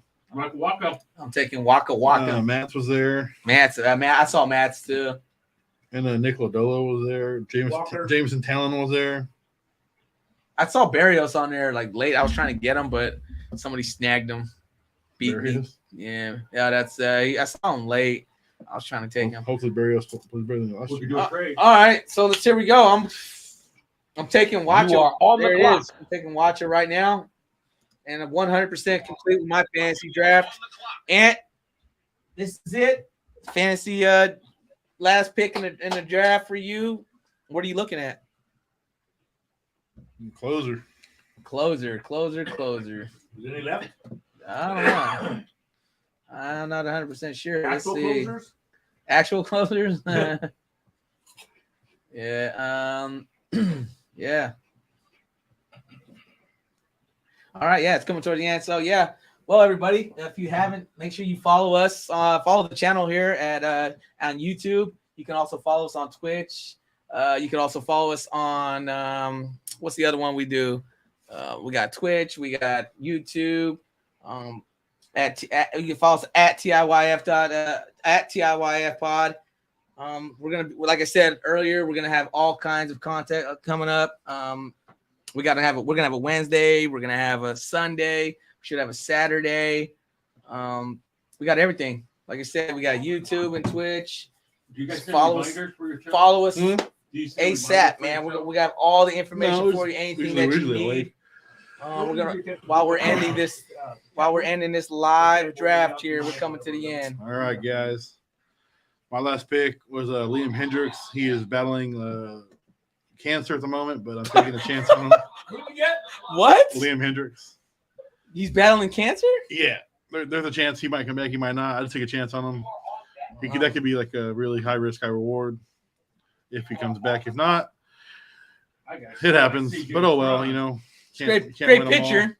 But yeah, this was our first podcast of the year for baseball, man. It's been fun. Little hectic, but it's kind of hard to go through everything while you're drafting. But overall, it was My team is complete. success. I'm also excited for fantasy football. We're gonna do the Okay. same kind of deal with fantasy football. I think we're gonna be doing it for 2 drafts. That's if gonna I'm- be hard. If I'm not mistaken, I know there's gonna be a TIYF. There's a TIYF pod. I'm sorry, TIYF Yeah. draft for that league, And then we're gonna have the fantasy family. I kind of want to have that one set up too. So kind of it's gonna be a little bit different, but this is kind of our first live little draft party. Everything's gonna be set up a little bit different. I know me and Billy F. Gates have been kind of like talking a little bit about it. So the draft for fantasy football will be a little bit different. This one kind of popped up, and I said, we should we could take advantage of doing a live draft party here. I mean, everything went well, I think. If you guys have any questions, again, make sure you let us know. I think we're pretty much done with the draft, right? The draft ended yet? 21 rounds. 21 rounds in the books. I know we're at almost 3 hours here. I mean, so the draft took about a little bit under 2 hours, because I know the first hour we kind of went over the topics that we had. We talked about the rankings. We talked about the new rules. You see some auto drafts. Seen a couple of auto drafts live. So you kind of see what's going on with it. So pretty much I'm pretty much good with anything. And you have anything else to add here? No, I mean, for the most part, thank you guys for tuning in. It's been a lot of fun. Like I said, I'm newer to the game, so I plan on being on a lot more often. This was our first draft in general, so I think it was a pretty successful draft with some solid teams overall, just for the auto picks. But yeah, like I said, it happened real quick. Your mind kind of boggles a little bit, but overall, I think my team's going to make the playoffs at least. I mean, we only 4 teams make playoffs in this league, so it's going to be a little tighter on the playoff schedule. But I think we can get there. Yeah, like Paul said, tune in. All of our accounts, so on and so forth. Twitter, you got Twitter, Instagram. Subscribe on. We got Twitch, YouTube at TIYF Pod. Hit us up, everybody. We're gonna be here. We doing our things. We doing the homework. I know in the middle of nights I'm still doing my homework. I'm up late. Just hit us up. Baseball's a long season, so there's gonna be a lot of stuff going on. A lot of injuries. If it's a standard league like this one, the injury reserves also help out. I know Ant's already got a guy on the injury reserve. All right. my injury reserve might already be full. So hit us up, everybody. That's all I got for me. Ant, you got anything else left? Last second. Thank you guys for tuning in. I know it was a long, gruesome 3 hours ish. So it was cool. It was fun, a little warm. But yeah, the picks were good. Draft was fun. Thank you guys for subscribing. Don't forget to hit that like button. See us every week. We'll be here. See us every week, man. Come on, man. We're right here. Let's say this is your fantasy podcast, everybody. This is where you want to be. All right. We're here to help. We're here to do this thing, man. Come on. We literally get paid to talk about sports at work. So I mean, we follow sports 24/7 if we're not working. I mean, I live, breathe, and die sports. It is how it is. Some people do other stuff. Some people invest money. Some people work for NASA. We talk sports. You live sports. All right, so we got all that content coming out, everybody. So everybody, this is your fantasy podcast, Fantasy Baseball. Thank you for tuning in with us. We'll catch you guys next Sunday. Fantasy Baseball comes back. So everybody have a good rest of your day. Enjoy your weekend. Peace out. Yes, sir, brother.